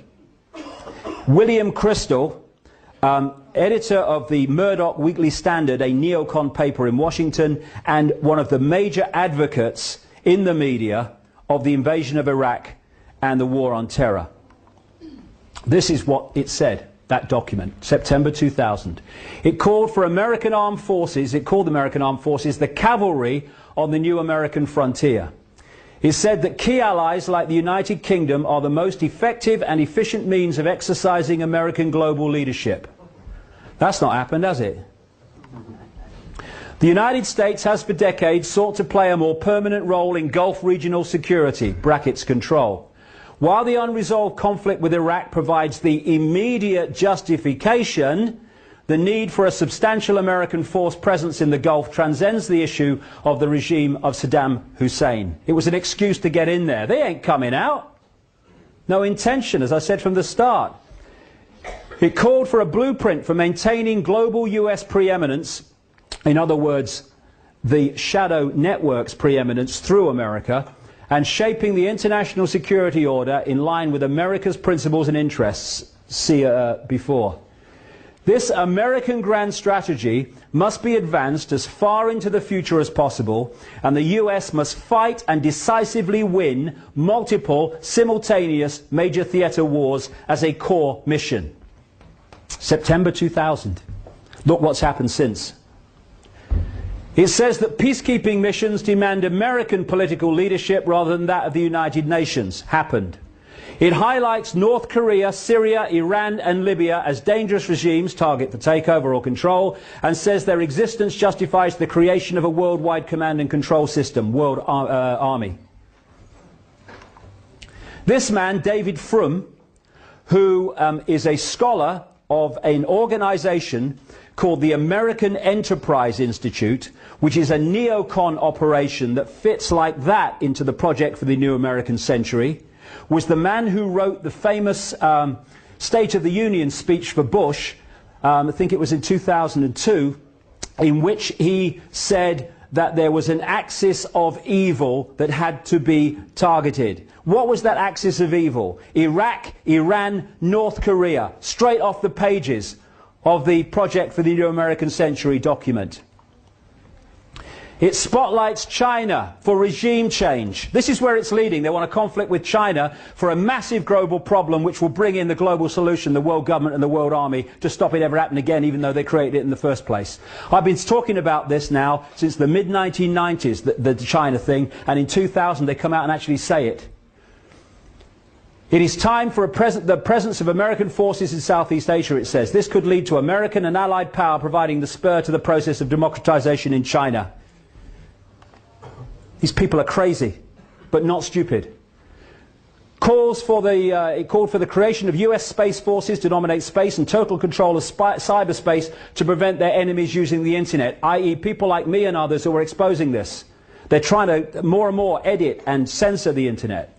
Talks of developing biological, but these are the people we're talking about here, who are saving us from terrorists. Talks of developing biological weapons that can target specific genotypes. This may transform biological warfare from the realm of terror to a politically useful tool. And this is what it said in that document when it was saying that there was a problem with introducing this agenda because the people wouldn't have it. And this is what it said in terms of the timescale of this agenda. The process of transformation is likely to be a long one, absent some catastrophic and catalyzing event like a new Pearl Harbor. Let's have that again. This process of transformation is likely to be a long one, absent some catastrophic and catalyzing event like a new Pearl Harbor. 1 year after that document was published, 9 months after the people that wrote it came to power in the Bush administration, America had what Bush described at the time as our Pearl Harbor. And everything that has happened since 9/11, that has unfolded off the pages of that document quite demonstrably, has been justified by 9/11. Problem, reaction, solution. And no mainstream journalist has even thought of questioning the official version of 9/11. And we are being told by the left in politics, by often the Greens, though not all of them, I'm talking about the hierarchy, that Bush and Blair lied about everything. Beliar, you remember the posters?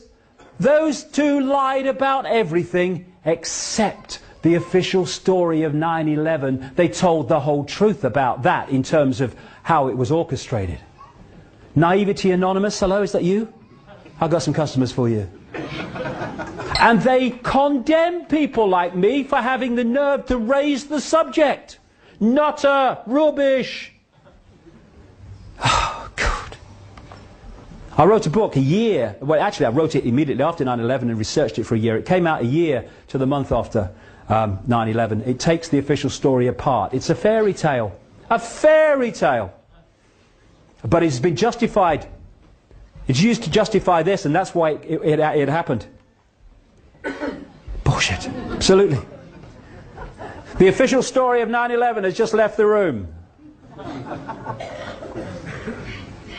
Even academics that rubbished it to start with are saying the official story doesn't make sense. You've got pilot organisations that are saying, pilots against 9/11 and stuff, who are saying there's no way those people who couldn't fly Cessnas could do what they did with those planes. Endless people now. There are engineers organisations against 9/11 who are pointing out that those buildings could never have collapsed as they did because of fire and steel. But no one investigates it. You know, tonight, I think it's at 9 o'clock on BBC Two, we're going to have another farce from the BBC trying to explain why the third building on 9/11, Building 7, collapsed in a mirror of a controlled demolition. And they've taken 7 years and have not yet come up with an explanation for it. And as a result of 9/11, Cheney said it's going to be a long, dirty war against the terrorists. What about a war on terrorism? What does that have that wars between countries don't have? It doesn't have an end that you can point to and say it's over. How do you know when a war on terrorism is over? You don't. That's the idea. That's why they've gone for this. And these are the people protecting us from terrorism. This is John Negroponte, the UN ambassador who was arguing in the UN for the invasion of Iraq.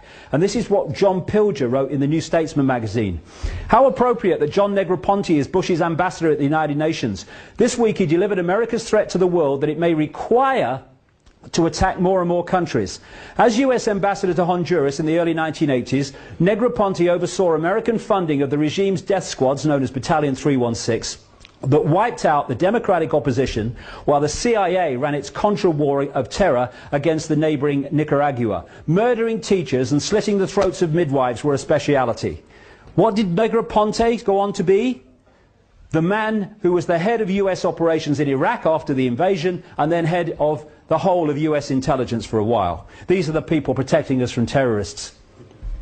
These are the people who operate here and provide the excuses here. We must get Bin Laden. Oh, really? Oh, yeah. Well, why haven't they got Bin Laden? They've got satellite technology that can read your number plate from space. Oh, I've got the number plate, mate. I can't see it. He ain't got a beard. He ain't got a beard. Can't find Bin Laden. This is from a Newsnight documentary. For people watching this on the internet, it's a current affairs program in Britain. A guy called Greg Palast is an American journalist, and as journalists go, he's well ahead of your normal mainstream journalist. He said in Saudi Arabia, this is a quote that was from Michael Springman, US consulate in Jeddah, Saudi Arabia, that was on the program. He was in that position when Father Bush was president. In Saudi Arabia, I was repeatedly ordered by high-level State Department officials to issue visas to unqualified applicants. These were essentially people who had no ties either to Saudi Arabia or to their own country. I complained bitterly at the time there. I returned to the US, I complained to the State Department here, to the General Accounting Office, to the Bureau of Diplomatic Security, and to the Inspector General's office. I was met with silence. What I was protesting was, in reality, an effort to bring recruits rounded up by Osama bin Laden to the US for terrorist training by the CIA. They would then be returned to Afghanistan to fight against the then Soviets, which I mentioned earlier. And this is Palast on the same document or the same report on the program. I received a phone call from a high-placed member of a US intelligence agency. He tells me that while there's always been constraints on investigating Saudis, under George Bush it's gotten much worse. After the elections, the agencies were told to back off investigating the bin Ladens and Saudi royals, and that angered agents. Why?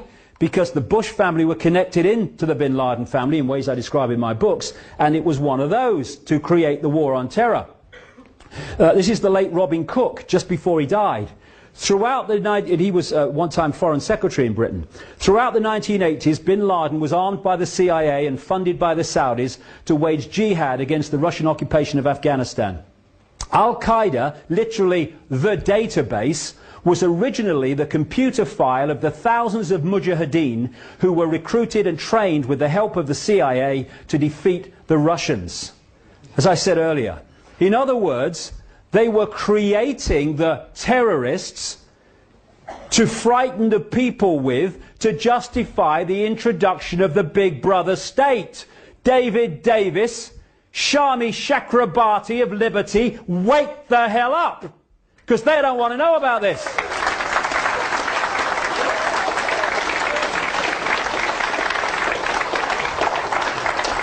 Massive connections between the bin Laden family and the Bush family. And here's the man, Zbigniew Brzezinski, who was at the heart of what I've just described when he was in the Carter administration, the man behind Barack Obama. Change we can believe in. This is how the whole thing works. One force controlling both sides to create a movie to manipulate public opinion to accept changes in society that lead to the Orwellian state. Fear. Fear, the four-letter word that controls the world. Once you get people in fear, they will look outside of themselves for people or organizations to protect them from what they have been manipulated to fear. Fear is the greatest of all mass mind manipulation techniques. Because of fear, we have this introduced, justified by what I've been talking about. This is a poster from Germany in 1934. That's a poster from London today. And this is from Sheffield. Someone in Sheffield sent me this. This is from Sheffield bus station. Every bus, tram, oh no, let's start from the top. Spit and run, you'll still get caught. DNA. Ooh, aye. Every bus, tram and interchange has DNA testing kits. Spit at the staff and you can be traced and prosecuted, even if we don't know what you look like. And your records will be on the National DNA database forever. We're free, honey.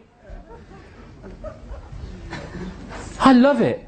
Did he spit? Get the DNA tested. What are you talking about? Here we go. Help me find and kill the terrorists. Tell on your neighbours. Tell on your friends. Tell on your family. Hey, there's some meeting going on at that Willoughby Manor Hotel. I don't know what's going on here. I think we better get over here quick. Yeah, you might bloody learn something. Get over.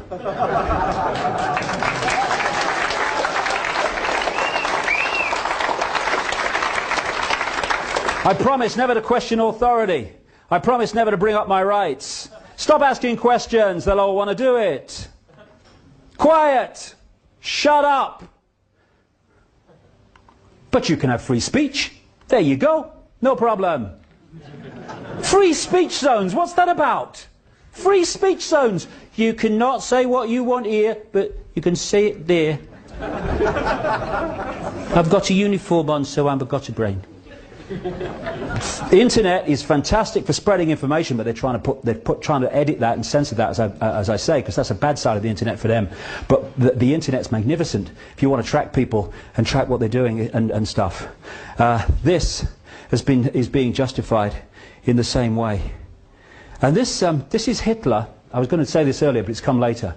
Adolf Hitler proposing the reasons the Gestapo had to be created. An evil exists that threatens every man and woman and child of this great nation. We must take steps to ensure our domestic security and protect our homeland. I think I've heard that somewhere before. Michael Chertoff, head of Homeland Security in America. And now we have a Homeland Security. Homeland Security has suddenly become a name of departments and shadow departments. It's Homeland Security. So like I say, that's what it is. Okay. The Big Brother by-election. I do go on, and I probably will a bit longer now, quite a bit longer yet actually. There is. Now, you see, when you're going to control debate, and I want to say this, because, you know, I want to keep this within the bounds, not exaggerate and make bloody wild bloody claims that haven't been investigated.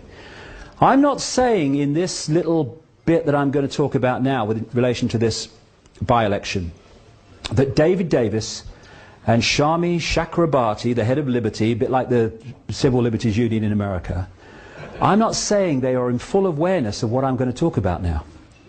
They might be. I have no evidence that they are. I've only been investigating this since I started to realise this election was not what it appeared to be. And I'm not saying that they know. But, you see, the thing is that there's different ways of putting people into places that suit you. If you've got someone of a certain mentality and you put them in a certain place, then you don't have to manipulate them, because that mentality is going to play that out the way you want it anyway. They haven't got a clue that actually they're being manipulated, but I don't know. It may be one way, it may be another. But what you get from these two, who have become the twin pillars of anti-Big Brother within the establishment, if you pick up any newspaper or turn on any television news bulletin now that involves a Big Brother type story, they will quote this lady, or because of this election, they will quote David Davis, who's now become the Mr. Anti-Big Brother. However, it's anti-Big Brother in an incredibly limited way, which limits the scale of the debate, if you can hijack the debate, so that these things I'm talking about today do not enter the debate. And I'll tell you this, although it's not appeared in the mainstream media, it has to be 10 foot high with glowing bloody neon lights before, you know, the Quentin Letzers of this world go, oh, what's that? But outside the public arena and getting very close to it, there is I really can't exaggerate this too much, a massive awakening going on all over the world of people among the general population who are starting to see this stuff and become aware of it. And if you are behind it, what you want to do is to hijack that debate about this Orwellian transformation from those with the bigger picture. You want to pull it into those that are talking only about the little picture, because in doing so you limit the debate and you hold the walls on this stuff that we really need to know about. And the more I look at this election, the more I see that all over the place. One of the people that's been up to this constituency to support David Davis in his campaign against Big Brother is a Tory MP called Ed Vaizey. Ed Vaizey is a original, at the foundation, signatory on the statement of principles of an organisation called the Henry Jackson Society. Henry Scoop Jackson, as he was called, was an American Democratic senator who had a view of the world that mirrored that of the neocons in the Bush administration that I've been talking about. People think that because they control the Republican administration now in America, they must have been spawned by the Republican Party. No, no. Many of them, including Pearl and these people, were aides to the Democrat Henry Jackson before they jumped ship to the Reagan-Bush administration in the 80s and then got the power to take over this Bush administration. So Henry Jackson represents everything the neocons stand for, which is, as the Henry Jackson Society talks about, if necessary, taking military action to impose democracy on countries that they say are undemocratic, and for what that means, see the invasion of Iraq.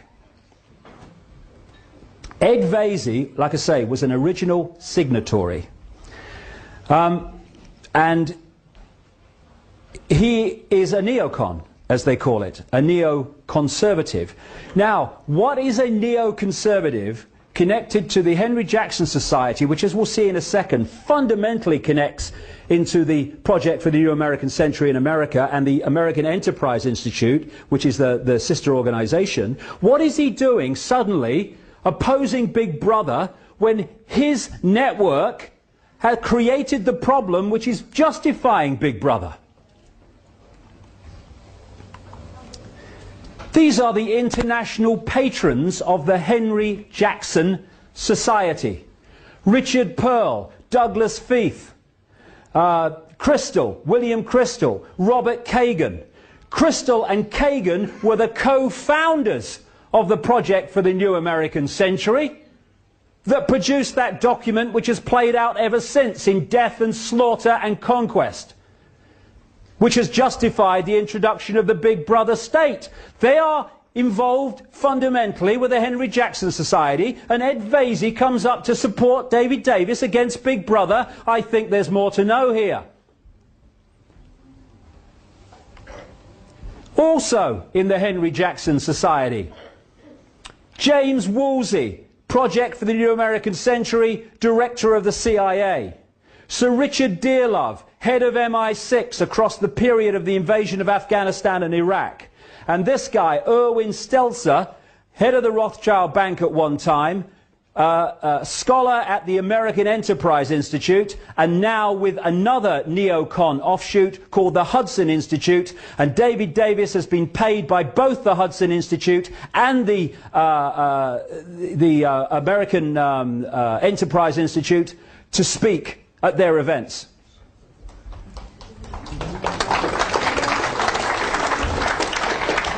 Coming up to this constituency before the polling on Thursday is this man, Michael, I am a neoconservative, from his own lips, Gove.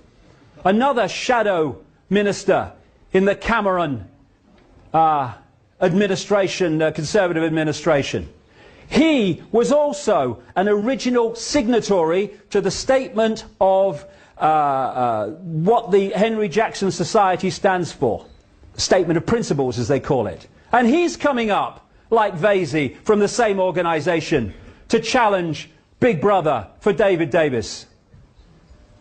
This man's talking on behalf of David Davis. Colonel Tim I Support Davis Collins, who became famous for his military operations in Iraq. Guess what Colonel Tim I Support David Davis Collins put his name to? He was an original signatory to the Statement of Principles of the Henry Jackson Society, which connects into the Project for the New American Century and the American Enterprise Institute in America that orchestrated the invasion of Iraq and the war on terror, which is being used to justify the Big Brother state.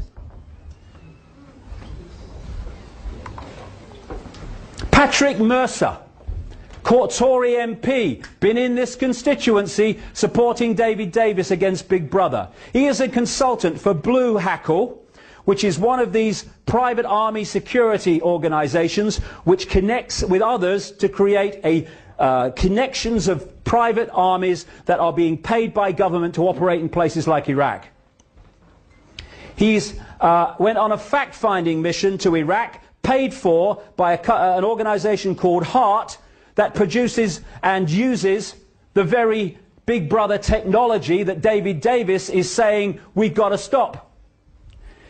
He was paid, this is this guy, he was paid with his expenses and his flights and his hotels and everything to go on a fact-finding trip to Pakistan and Afghanistan by this security organisation called the Saladin Group. And this is from Saladin's website. This is what they do, just part of it. Saladin can provide surveillance services to organisations and individuals in order to gain evidence during an investigation. Saladin's staff may have many years of experience in covertly following surveillance subjects to obtain information on their movements, activities and contacts. This includes both mobile surveillance in vehicles and static surveillance in a fixed position. Patrick Mercer, connected to these organisations, was in this constituency a few days ago to support a challenge to Big Brother. And the Freedom site set up by David Davis wasn't set up by David Davis at all. It was just his address suddenly appeared on it. It was originally set up by this organisation, Fleischmann Hillard, who are operating worldwide, and among their specialities increasingly is manipulating countries to accept identity cards. This guy from this organisation, Paul Borg, he was the man who actually set up the David Davis for Freedom website. And this is a little start of an article in The Independent on Sunday. A spin doctor, Kevin Bell, he's a major executive of this Fleischmann-Hillard, a spin doctor behind David Davis and his much vaunted freedom campaign against the creeping state surveillance, is an influential figure in the worldwide promotion of identity cards, The Independent on Sunday can reveal. I tell you what, I'm bloody glad I decided to come here. I really am.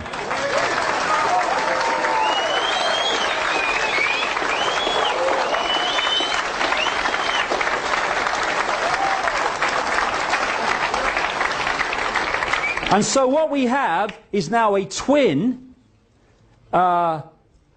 point of everything to do with Big Brother in terms of opposition between David Davis and Shami Chakrabarti.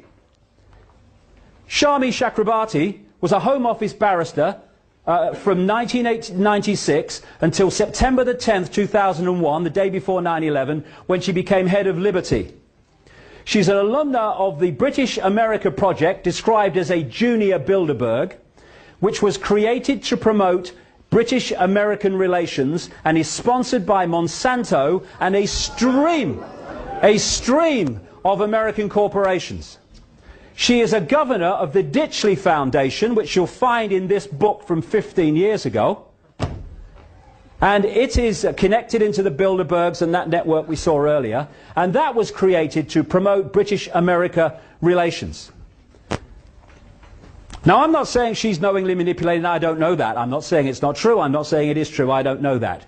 But what we've got here is the manipulation of a situation in which establishment figures, because whatever she might say, she's an establishment figure, and so is David Davis. Establishment figures are hijacking, for whatever reason, the Big Brother opposition that is being introduced by other parts of the establishment.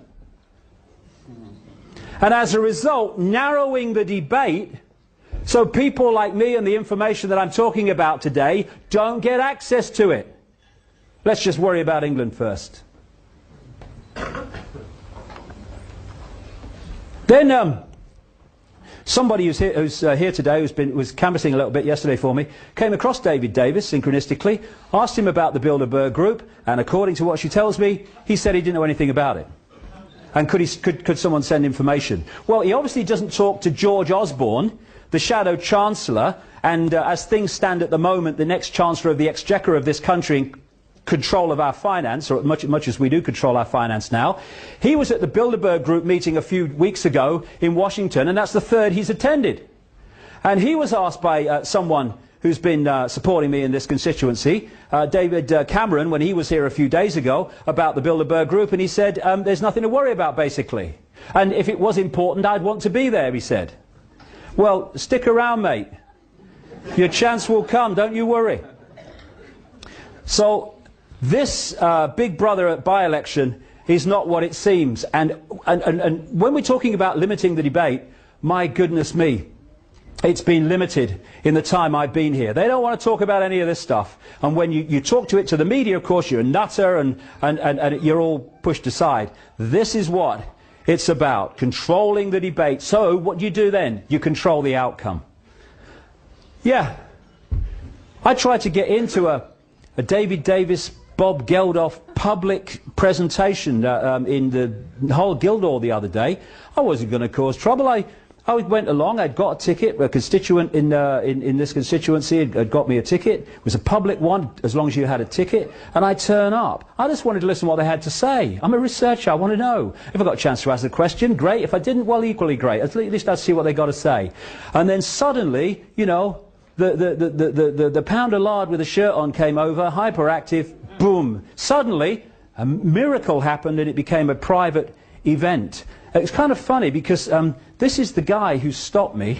His name's Andrew Percy. He's a prospective candidate for Goole, I think, that constituency. And this is what he said after the Geldof meeting, in which he'd stopped me attending. Sir Bob came to speak at a gathering from across Yorkshire about the people across Yorkshire about the erosion of liberty and freedom in the UK in recent years. His speech was brilliant, and I particularly like the extract below, which talks about the loss of our freedoms and privacy in recent years. Compartmentalization of the mind. And while this is going on, and this level of the quote debate is going on, global Big Brother is expanding its power by the hour now. As control goes further and further away. And it's going into the fine detail of our lives. We're now having people looking through rubbish to see if there's any evidence of activity, of terrorist activity. You can't even relax when you're putting your rubbish out in the bin. And then there's this thing. Traffic wardens. This is an interesting one. A few weeks ago, well, a few months ago now, I had a letter from a traffic warden somewhere in Britain. He's still a traffic warden, so I won't say who it was. And he told me a strange story and said I might find it of interest. He said he was called, he'd been a traffic warden for a long time, nice chap. And he said he was called in by the boss, who gave him, out of nowhere, 3 cards. One was a card that gave him authority to be a traffic warden, fair enough. But the second card was what they call a pace card. And on it are the words that you have to say, that a policeman says, to arrest somebody. You do not have to say anything, but anything you do not say. That one. It's called a pace card. And the third card, was his authority to enter private property. Of course he's going, hold on a second, what's going on? I'm a traffic warden, I give tickets for parking, I don't want these. And the boss said, go away and put him away until further notice. A few days later, he's with a group of traffic wardens near the police station, and an old friend of his, he hadn't seen him for a while, he was a policeman, walks out of the police station with a briefcase, walks over and makes conversation with the traffic wardens, there, and then towards the end he said to this guy, who's they're old friends, he called him over and he said, I want to tell you something. And about 4 or 5 times in this conversation the policeman said, don't tell anybody else, don't repeat this whatever you do. This policeman said that he had been designated to do a job in that county, and there was someone like him in every other county. He said his job, and his fellow officers around the country, was to prepare for a coming war. That this war was expected to trigger enormous civil unrest in Britain, and that the military and the mainstream police force would be overwhelmingly focused on dealing with the civil unrest. Therefore, people like traffic wardens, private security firms, and CCTV operators, etc., were going to be brought forward to do the jobs that the mainstream police force were currently doing, but would be tied up with over this civil unrest. He said, that's why you are being given these cards. A few days after this letter arrived, and I talked to him and he sent me the cards and I saw them and sent them back so he wouldn't get found out, I picked up the newspaper to see that traffic wardens were being redesignated civil enforcement officers and being given greater powers. This is the world we're looking at, and these things that come out of nowhere, oh, where did that come from, are manipulated and manipulated behind the scenes until they come to the surface in apparently out of nowhere, not out of nowhere at all. So, the elephant in the living room is there when you connect the dots. It ain't there when you don't. So they don't want the dots connecting. And this is what it's about. You know why it's gone into the fine detail of our lives, and you can't put, things in your car saying it's for sale? It's the same principle, because this is a mind game in the end. It's a mind game.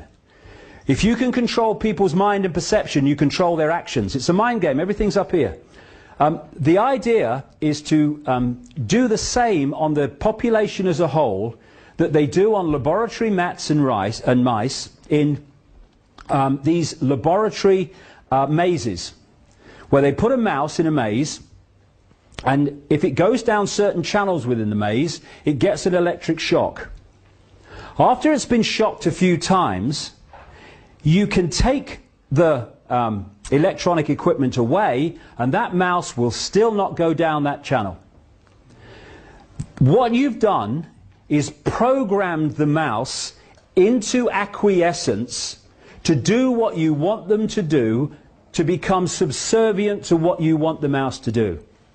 Now, what is happening now is in all these areas of our lives, right down to the finest detail now, as I say, we are being shocked in various ways no matter what we do. Traffic cameras, surveillance cameras, cards in windows, rubbish bin out on the wrong day, fine. Huh? What it's doing is creating a situation in the collective mind where I guess you could describe it as anything for a quiet life. Subservience. And the tasers with the police are fundamentally connected to the same thing. I know you're talking rubbish, officer. I know you're wrong. I know it's outrageous, but if I do anything to resist that, you're going to use that thing on me. I'll go quietly. We're laboratory rats or mice in a maze. And what we need to do is take the shocks and still go anyway. I've been...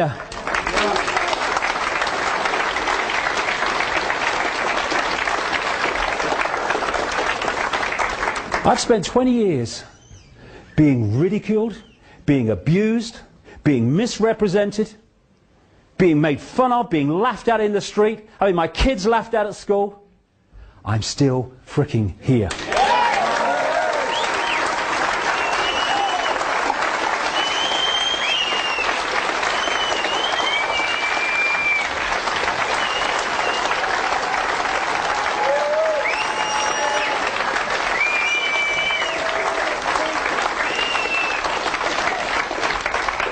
Political correctness. In Orwell's 1984 book, he had a thing called Newspeak.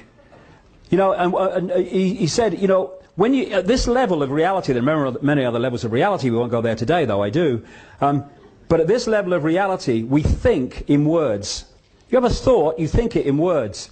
When you reduce the language available through political correctness, and now this you are speak in text language and stuff, you are, as time passes, what we call time anyway, you are suppressing the amount of words to describe your own thoughts, never mind your own views.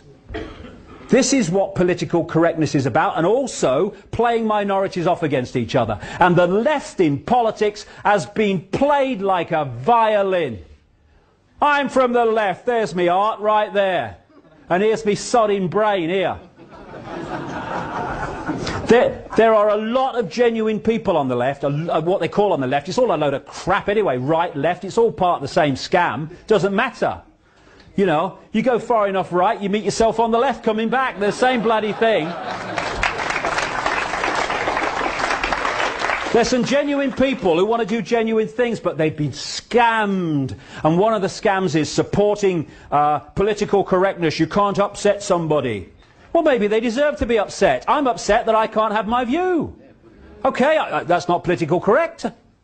You know, I've got a hand that's completely knackered through arthritis, right? The only thing I can do with my hands is type with those fingers, very little else, right? It's crippled. My hand is crippled. You want to tell me my hand is crippled? I don't have a problem with that. You know why? It's bloody crippled. But no, I'm digitally challenged. You know what I said earlier? Some people would have got it, maybe some people didn't. When I talked earlier about you can't say brainstorm, you have to say thought shower, that is actually being introduced by some companies. I'm not kidding, it's not a joke, it's happening. And what it's doing is playing minority off against minority. So, for instance, and basically, you remember that image where all the countries were tied up in that web of stuff? They want to do that with minorities. So everyone polices everyone else. This is the idea. The few can't police the many. They have to get the many to police each other. That's what they do. For instance, if you're a gay person, good luck to you.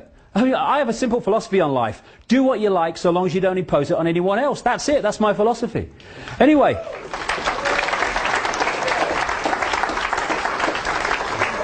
what a gay person can say, that's not politically correct, I'm taking you to a human rights tribunal for saying this about me, but then he can't say something about a black person, or he can't say something about a Jewish person, or he can't say something about an Islamic person, and the black person can't say something about an Islamic person, and so it goes on, where everyone is policing everyone else. In Canada, they've got a massive human rights scam going on, and one of them is a gay organisation took these people on, the Human Rights Commission, over political correctness, and now a woman is taking the gay people to the same Human Rights Commission, or a Human Rights Commission, because they won't let women into their gay club. You know, I mean, this is how it works, right? This is what I'm talking about. It's nothing to do with freedom, it's to do with control. And by the way, you know that guy, Sir Trevor Phillips, is it? No, not Sir Trevor Phillips, it's Trevor Phillips, CBE or MBE or something, right? He's head of the Human Rights and Racial Discrimination organisation that the government runs, right? Well, I wrote to him because I came across this thing, and it said, if you have any evidence of racial discrimination, right, write to the Racial Equality Commission. It's called something else now. Bigger chair, more money, same thing. And if you want to report evidence or cases of racial discrimination, and we'll investigate, right? So I write to him, and I say two things. First of all, I'm reporting the British royal family as the most racist institution on the planet, because not only do you have to be white, in effect, you have to come from one bloodline, and you have to follow, at least officially, one religion. I want this investigated. And I said to Trevor Phillips, oh, by the way, why are you, as head of against racial equality, why did you accept an honour from the Queen? It was an MBE or CBE or something, from the most racist institution in the world. And I got this bullshit letter back from a lawyer, completely avoiding the whole question, because of course they had nowhere to go. And the bottom line was, we don't choose to investigate this, thank you very much. I love this one. That's a politically correct sign. It's perfect. There you go. And at the bottom, if you can't read it at the back, at the bottom in small letters it says, also, the bridge is out ahead. But that's where we're going. Now, I've got to get this one. Now, you know, the theme of money. What's that got to do with Big Brother? What's that got to do with Big Brother? It's nothing to do with Big Brother. You know, there's no surveillance cameras on the pound. What's going on? David Davison talked about it. This is one of the greatest aspects of Big Brother. Let's just analyse, what is Big Brother? It's control by the very few of the rest. Now, what's the greatest form of control on this planet? Money. And you ask the question. People don't ask these questions. I've asked economists this question. They can't answer me. What is money and who creates it? How come into the question? Oh, no. First of all, there is no money in anything physical worth anything. Money is only what we are programmed to believe it's worth. Money is figures on a screen, that's it. When you go into a bank and you ask for a loan, mortgage or something, say £50,000, much more these days, £50,000, what does the bank then do? It types into your account £50,000, that's it. It doesn't print any money, doesn't mint any coins, it doesn't move any precious metal a single sodding inch. It just types into your account £50,000. From that moment, you are paying interest on £50,000 that has never, does not, and will never exist. And to get that non-existent £50,000, you have to sign over wealth that does exist. Your house, your car, your business, your land. And if you don't pay back through circumstances none of your creation, not just the principal but the interest on the loan, then they get your land and wealth that does exist and your house because you've not paid back money that doesn't exist. That is how the money system works. Because of this, the same force that I've been talking about has controlled the banking system, the pyramid within pyramid, and they've controlled the political system, and therefore laws have been passed. The fractional reserve lending is one name for them, that allows banks to lend at least, and it is at least when you follow the trail, 10 times what it has on deposit. So every time you put £1 in a bank, it can lend 10 it doesn't have to someone else. And once it's given you the £50,000, you then might go and put that £50,000 in another bank. The other bank now has the right to lend 10 times the £50,000 you've just got from this bank. And this is how it all works. Now, what's the difference between an economic boom, prosperity and all the rest of it, and a credit crunch, depression, economic depression? One thing and one thing alone, effectively: the amount of money in circulation at any time. Who controls that? The private banking cartel, on their decisions on how many loans to make, called credit, which theoretically puts buying, exchange rate, means of exchange into circulation. The more they loan money, the more money is circulating, the more money there is to buy things, the more things need making, everything starts to expand. People tend to get in more debt when they are in a boom because they're confident, they've got lots of orders at the company, the job's strong, so we'll have 2 holidays, we'll have a bigger house, we'll have another car or a bigger car. That, in the banking system, and this scam's been played for centuries, and what economic correspondents earning a ridiculous amount of money, whatever they pay them, it's too much, they call this the economic cycle, as if it's some natural phenomenon. What happens is, fishing rod out. The banking cartel keeps interest rates low, enticing more people in, makes loads of loans, reduces the criteria by which they will give a loan, lots of money in circulation, people in more debt. And here's a point. You know, when you go for a loan of £50,000, the bank creates, at least in theory on your computer screen, £50,000. That's it. But you're not paying back £50,000, you're paying back £50,000 plus interest.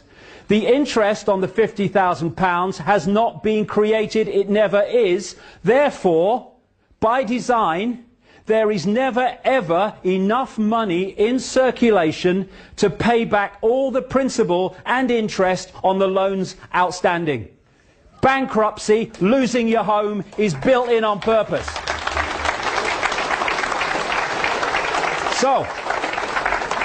So, out goes the fishing line, and then it starts being reeled in.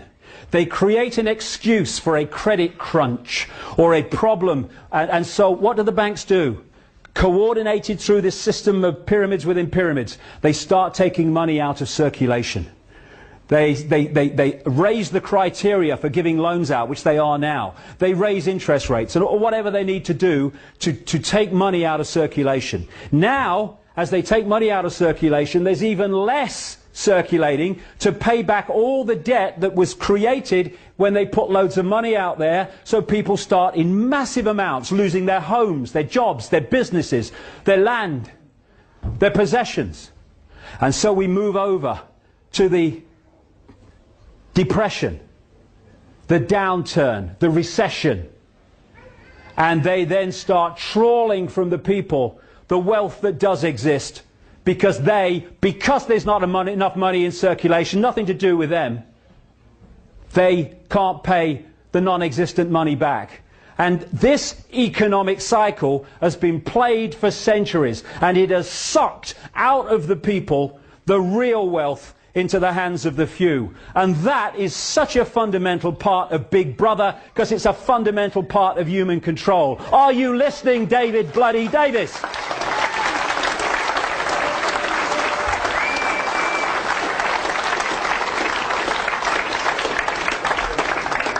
I'm sorry if I'm going on, but you've come so far. I want to give you everything I can today, because all these things connect and we need to know about them. If you want a world government which controls everyone on the planet, what do you need more than anything else? You need laws that everyone on the planet has to obey. You need international law. My goodness me, all the time. International law. Good evening. International law. Here's the news. International law. International law. That is the creation of the laws that the world government is intended to introduce. Because international law will be how that controls the lives of everyone, and if you go against international law, that's why the World Army is there to intervene. International law. International law. Global warming. The carbon con. This is a cracker. This is a cracker. You won't hear David Davis and Shami Chakramarty talk about this. In fact, you'll hear them talk about the opposite. I talked earlier about this network, and one of that network is called the Club of Rome, set up in 1968. People like Henry Kissinger, by the way, Henry Kissinger, massively part of this over the decades, he's involved in all of them. And he's involved in the Club of Rome, and it connects into the Rockefellers and all the people I've been talking about. And its job has been to manipulate the environmental movement. In 1991, its founder, the founder of the Club of Rome, Pecci, was quoted as saying in a Club of Rome document, as saying that when they were looking at how to, in effect, do this manipulation, he said, in searching for a new enemy to unite us, we came up with the idea that pollution, the threat of global warming, water shortages, famine and the like would fit the bill. Here's another member of the Club of Rome.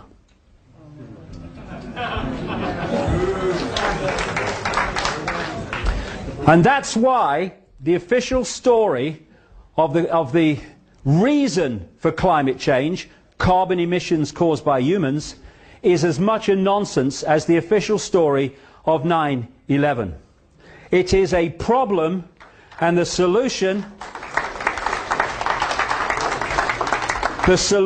is international law, more and more taxation to save the planet, more and more imposition of the big brother state to save the planet. Now, I'm not saying that pollution's a good thing. Not saying that. But if we're going to get streetwise, we need to understand that it's not causing climate change. Well, I mean, you know, having researched this for nearly 20 years, there's a little thing you start to learn about this guy, Al Gore. If he's involved, it's a scam. End of story, by the way. End of story, by the way. It's a scam.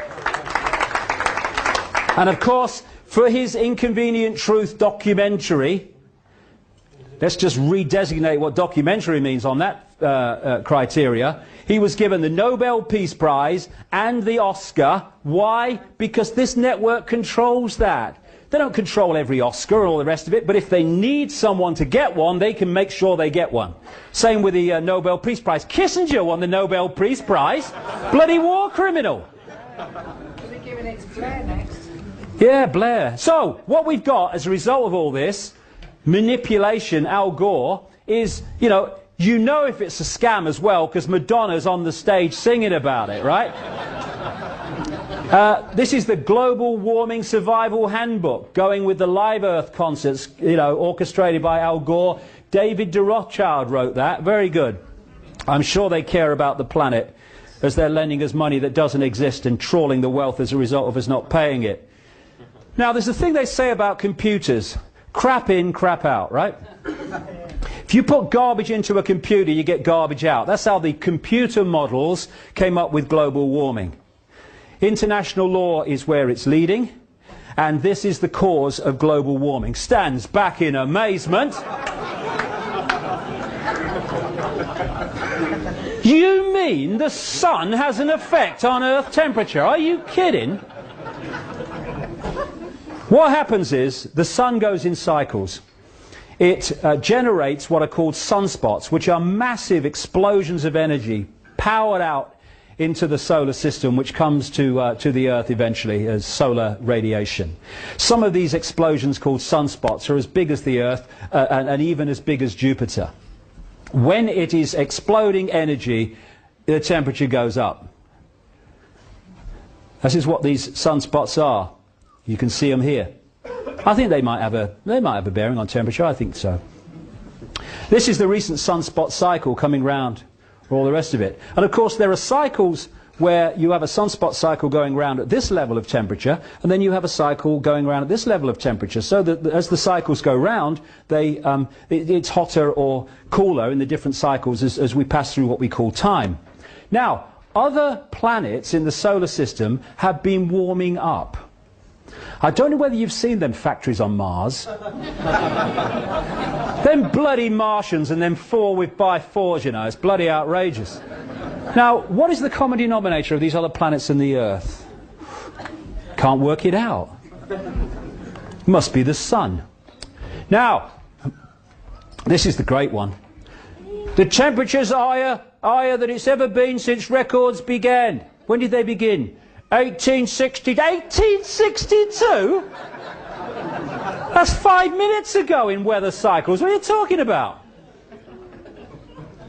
Back about 800 years ago, they had the medieval warm period. This is mainstream science. This is not me coming up with alternative stuff. The medieval warm period, the temperature was higher than it is now. Okay? What caused the temperature to be higher in the medieval warm period than it is now? Could it have been turbocharged handcarts? What do you reckon? Could be. Flatulent horses, maybe. I can just see a medieval weather forecaster arriving in the village. Dobbin's got the wind, I think we're in for hot summer.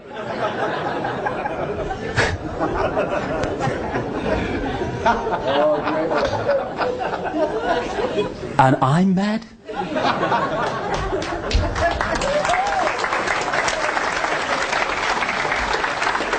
After the medieval warm period, and of course if they took back the temperatures to then global warming looks very different now. But what they do is they take it back to a period called the Little Ice Age, when the temperature dropped to the point where the Thames froze over, and they used to have ice fairs on the Thames. You can still see depictions of it in Christmas cards and stuff. It just so happens that during the medieval warm period there was a period of increased solar radiation, and during the Little Ice Age there was a decrease in solar radiation. So if you follow the red, which is the Earth temperature, and the green is sunspot activity, I think there might be some connection there myself. Let's come forward. Again, the green is sunspot activity, the red is Earth temperature. Up to 1940 it was rising as we came out of the Little Ice Age. After the war, this period included, when there was a massive increase in industrialization and therefore carbon emissions, temperatures fell from 1940 to 1975 to such an extent that the BBC were running documentaries about the dangers of the coming ice age. Yeah, I remember that. From 75 it started to climb as sunspot activity climbed. This is a scientist, I saw his presentation a few weeks ago, called Peter Taylor. Now this man is no, oh, the oil companies are paying him scientist. He's a former advisor on pollution and energy policy to national governments, the EU and the UN, and he was a lead advocate for Greenpeace. He was the man who broke the story through a Yorkshire television documentary years ago, when Yorkshire television did some really good documentaries, about the cancer clusters around what was called Windscale, now Sellafield, and the connection between the two. This is what Peter Taylor, an Greenpeace advocate at one time, says about global warming. Behind the scenes, there is major disagreement among scientists. I know that. People at the cutting edge of their discipline are saying it's a nonsense. It doesn't stand up. They don't get the platform that the song sheet scientists get. Parallel to carbon dioxide rising, the solar field has increased by over 200% since 1900, and this is not factored into computer models. Global temperature is not rising as predicted. In fact, it fell by a whopping 0.6 degrees over the last 12 months, as much as it had gained in the previous 50 years. Many of the apparently random fluctuations of past temperature, like when Vikings grew crops in Greenland, correlate to variations of the solar electric field. Between 1983 and 2001, cloud cover, according to International Satellite Cloud Climatology Project, fell by 4% more than enough to heat oceans and account for global warming. A spate of recent science shows that temperature oscillations are timed by solar cycles, that the jet stream is affected by the solar wind, and that past high and low points in the solar cycle correlate with past temperature swings. And as a result of that, because we're being lied to systematically, and the Quentin Letts is saying, it must be true because they're saying it, we are being scammed for vast changes in our society of a big brother nature on another massive global lie. Temperature's been falling recently, so much so that this was a headline in the Daily Mail. Recently, global warming could stop naturally for 10 years, say scientists. And you know what they said? Oh, we've still got to justify global warming. It said in the same piece, they said, oh, but imagine how hot it's going to be when it starts again. All right, okay. International law, that's what it's about. I'm coming to an end now, but let's look at why this is possible, because this is where we come in. It's what I call the prison with the barbars. It's a prison because we act like bloody sheep. We take in what people tell us and we believe it without question. And therefore, we are programmed to react as we choose to react, as they want us to react. We're not choosing to react, we're reacting. This guy, some great quotes from this guy, H.L. Mencken. The men the American people admire most extravagantly are the greatest liars. The men they detest most violently are those who try to tell them the truth. Because people don't want to hear the truth. People don't want to hear the truth because the truth means we are responsible and therefore we have the power to change what we don't like. People don't want to feel they're responsible. They want someone else to blame so they can sit on their arse and watch EastEnders.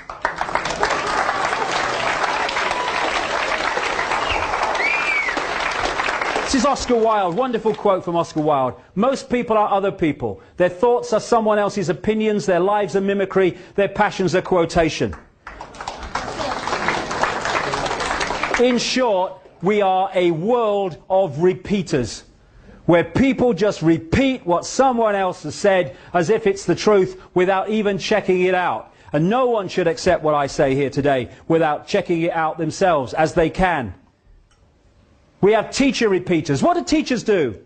They go through an education system that tells them what to think. If they repeat back on exam papers what the system has told them to believe, they progress and become teachers. They go to teacher training college. They learn more and they pass exams at teacher training college and they get told how to teach and what to teach. And then they go into schools and they tell the children of the next generation what the previous generation told them, and so it goes on. Repeaters. We call it education.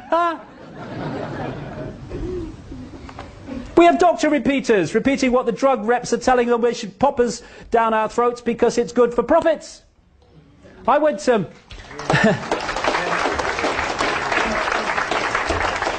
I spoke years ago at the St Mary's, I think it's called, St Mary's Medical School in London, to medical students. If I went across there and talked to a wall, I'd probably get more response. These are kids, these are teenagers, already programmed that if it wasn't taught in the medical school, it can't be true. We have scientist repeaters that come up with this stuff about global warming. And what you find from the non-repeating scientists who are challenging global warming, when they start to publicly challenge it, miraculously, their funding for their projects disappears. So if you're a song sheet scientist, you get well funded. Just like journalists who have been described as intellectual prostitutes, I would question the intellectual bit myself, so are most scientists, prostituting their outcome in line with the income in terms of the brown paper package and stuff. Repeater journalists. Anyone that's outside the bubble they're repeating is a nutter, to be dismissed. Repeater politicians. I love this line. Been bent over so long they think it's standing up. If we had politicians who stood by their their conscience, who answered to their conscience only and not to career massaging, yes sir, no sir, I'll vote this way even though I don't agree with it because it's good for my career politicians, then we'd have a decent parliament that represented the people. As it is, all you have to do in a political party is control the tiny few at the top, the Camerons, the Blairs, and the little few people around them. They dictate the policy, and then the other mass in the pyramid in the political party, the Tory politicians, the Republicans, the Democrats, the Labour politicians, they just trot through, yes, okay, I'll vote for it. All they have to do is decide the policy, and the policy's in overwhelmingly. This is how it works. And while this is going on, Big Brother unfolds so fast.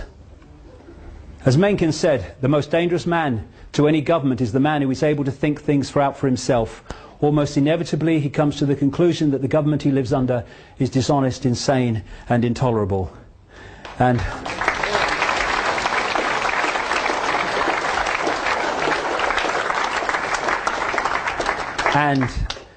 it is to stop that awakening that limiting the debate on Big Brother is all about.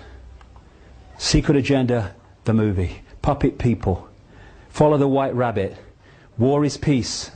Get a brain, Morans.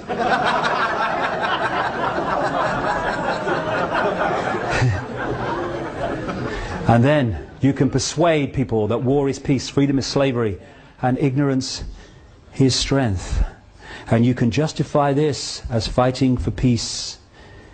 You can say that this is bringing freedom to a people from a tyranny. No problem. Collateral damage, it says so here. But you don't want to see that. Shut up! Watch this! Watch this! Hey, quick, honey! She's going for the car! Liberated. Liberated. Liberated. Liberated. Hey, I think it's terrible that Janet Jackson, she showed her breast at the Super Bowl. I'm morally outraged. I wonder what should really morally outrage us. But we compartmentalise our minds, as so many people do, where they can't see the contradiction between worrying about someone's breast on television and some kid getting blown apart. The two sides never talk to each other, so they can't see the contradiction. Open minds. They talk to each other so they can see the contradictions. As Gandhi said, what difference does it make to the dead, the orphans and the homeless, whether the mad destruction is wrought under the name of totalitarianism or the holy name of liberty and democracy? Still the same. This, depleted uranium babies in Iraq, depleted uranium all over Iraq from the weapons dropped on Iraq, and that's what it's doing to children. But you don't want to see that. Hey, honey, quick! It's the Jerry Springer show, and he's going to hit his girlfriend. Shut up! Watch this. Go about your business. Everything's fine. It's a mad world. Yes, it is. They want to turn us into robots, and they're doing so. And if anyone thinks that it's not possible, well, it is possible. It's been done before. They just want to do it on a mass scale. This is China today. Look at that. They are human beings. They could be free spirits. They could be all consciousness expressing itself in this reality. And look at them. Robots! And that's what they want us to be. Robots. With this acquiescence, this manipulation of the laboratory maze I was talking about, by constantly giving us reasons to be punished and to fear. And then, and I'm coming to an end now, but again, this is part of Big Brother. This is really part of Big Brother. The human body is an electrochemical organism, And if you destabilize it electrically or chemically, you stop that organism working to full capacity. And part of that capacity is emotional and mental sharpness and balance and equilibrium. So the more you pour chemical and electromagnetic, electrical pollution and disruptions into the electrochemical organism, the more you stop that manifesting its true potential for sharp thought and balanced emotion.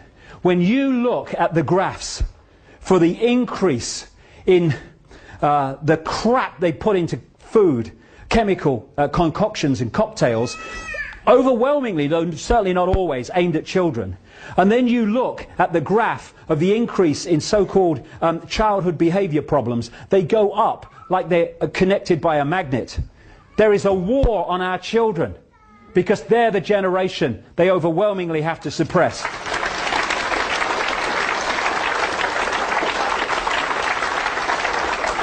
Aspartame is a sugar substitute. Have a look for this if you haven't come across it. It's in virtually everything now. And aspartame is a excitotoxin, they call it. It excites brain cells and destroys them. It stops the brain working efficiently.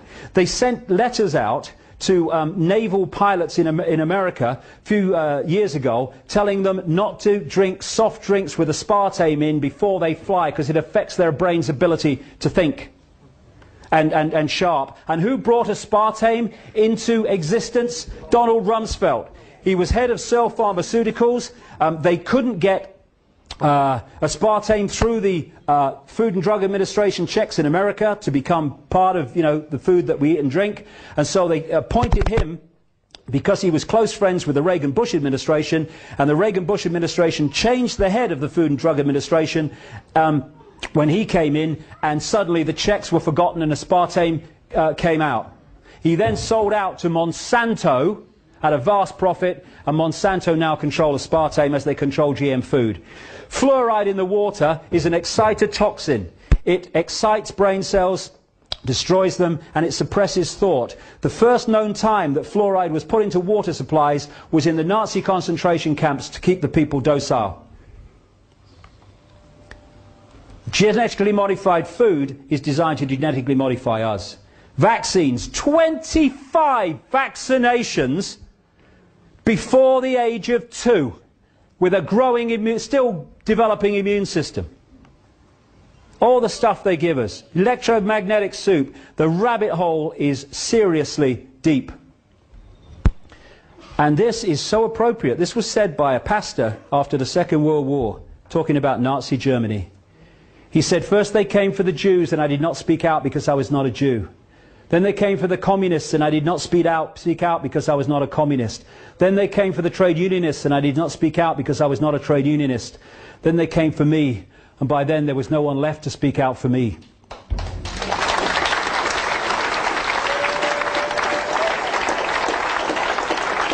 And what they're doing is picking off different sections of society. And the other sections are saying, well, it doesn't affect me, not my problem. And eventually, enough sections are picked off for those that were looking the other way to be picked off also. That's how it is. Divide and rule. Not my problem. Well, it is our problem. Injustice anywhere is a threat to justice everywhere. Martin Luther King. Absolutely it is. And what we need to do is stop making excuses. Oh, I don't know, world's coming to. Well, do something about it then, mate. All right? The power is with us. Take it on a basic level. What we need is a mass non-cooperation, non-violent process of non-cooperation with that which wishes to enslave us. When someone gets fined for putting a wheelie bin out, if thousands and thousands of people put the wheelie bin out the wrong day every week until the laws change, finished.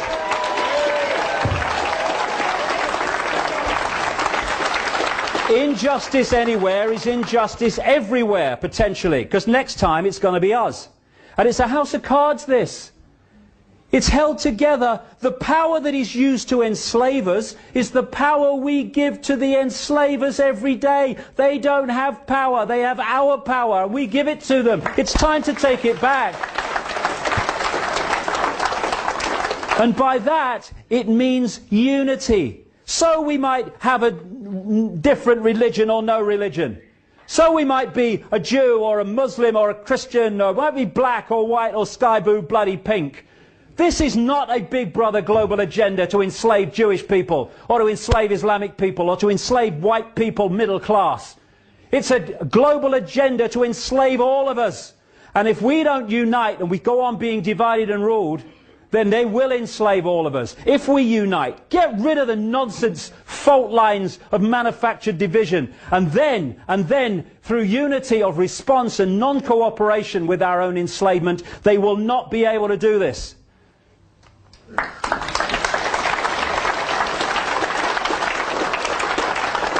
The key is to free our minds. We see the world like this. We need to see oh God, look at it. Free our minds. Einstein said, you cannot solve problems with the same level of consciousness that created them. And that's what we do. We have a political consciousness which comes in under a Labour name or a Republican name, and then they're replaced by the same political consciousness called Conservatives or Democrats. And nothing changes because the same level of consciousness that created the problem has come in to carry on creating the problems. We've got to go to another level of consciousness beyond this nonsense, beyond this playpen. As Gandhi said, you must be the change you want to see in the world. We are the world. What else has created the world that we are looking at? We have, or we've allowed it to be created on our in our name. There is no path to peace. Peace is the path. We've got to stop fighting each other before we divided and ruled into total enslavement. And Martin Luther King said this, cowardice asked the question, is it safe? Expediency asked the question, is it politic? Vanity asked the question, is it popular? But conscience asked the question, is it right? And there comes a time when one must take a position that is neither safe nor politic nor popular, but one must take it because it is right. And we are there now.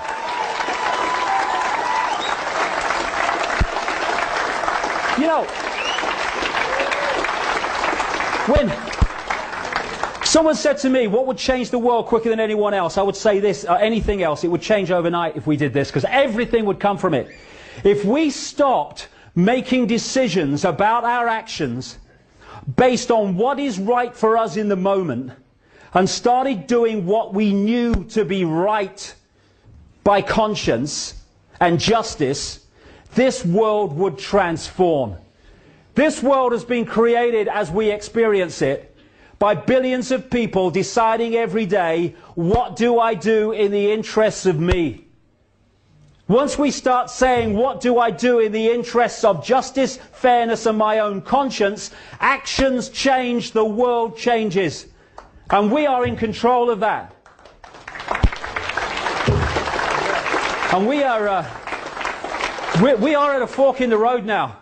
Because Big Brother's on a motorbike now.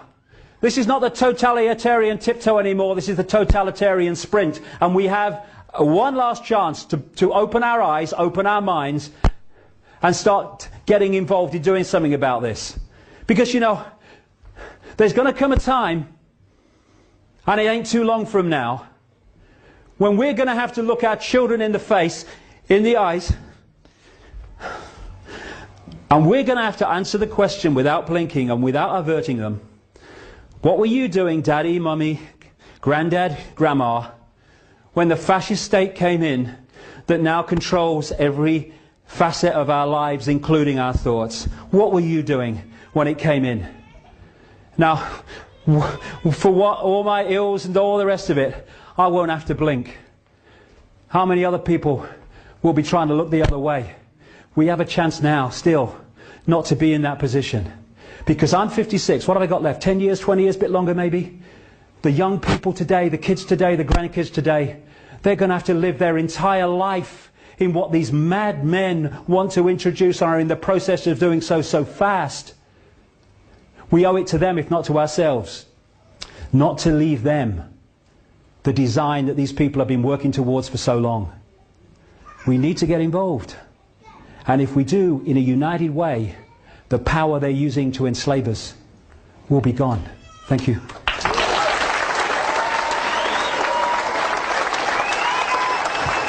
Thank you very much.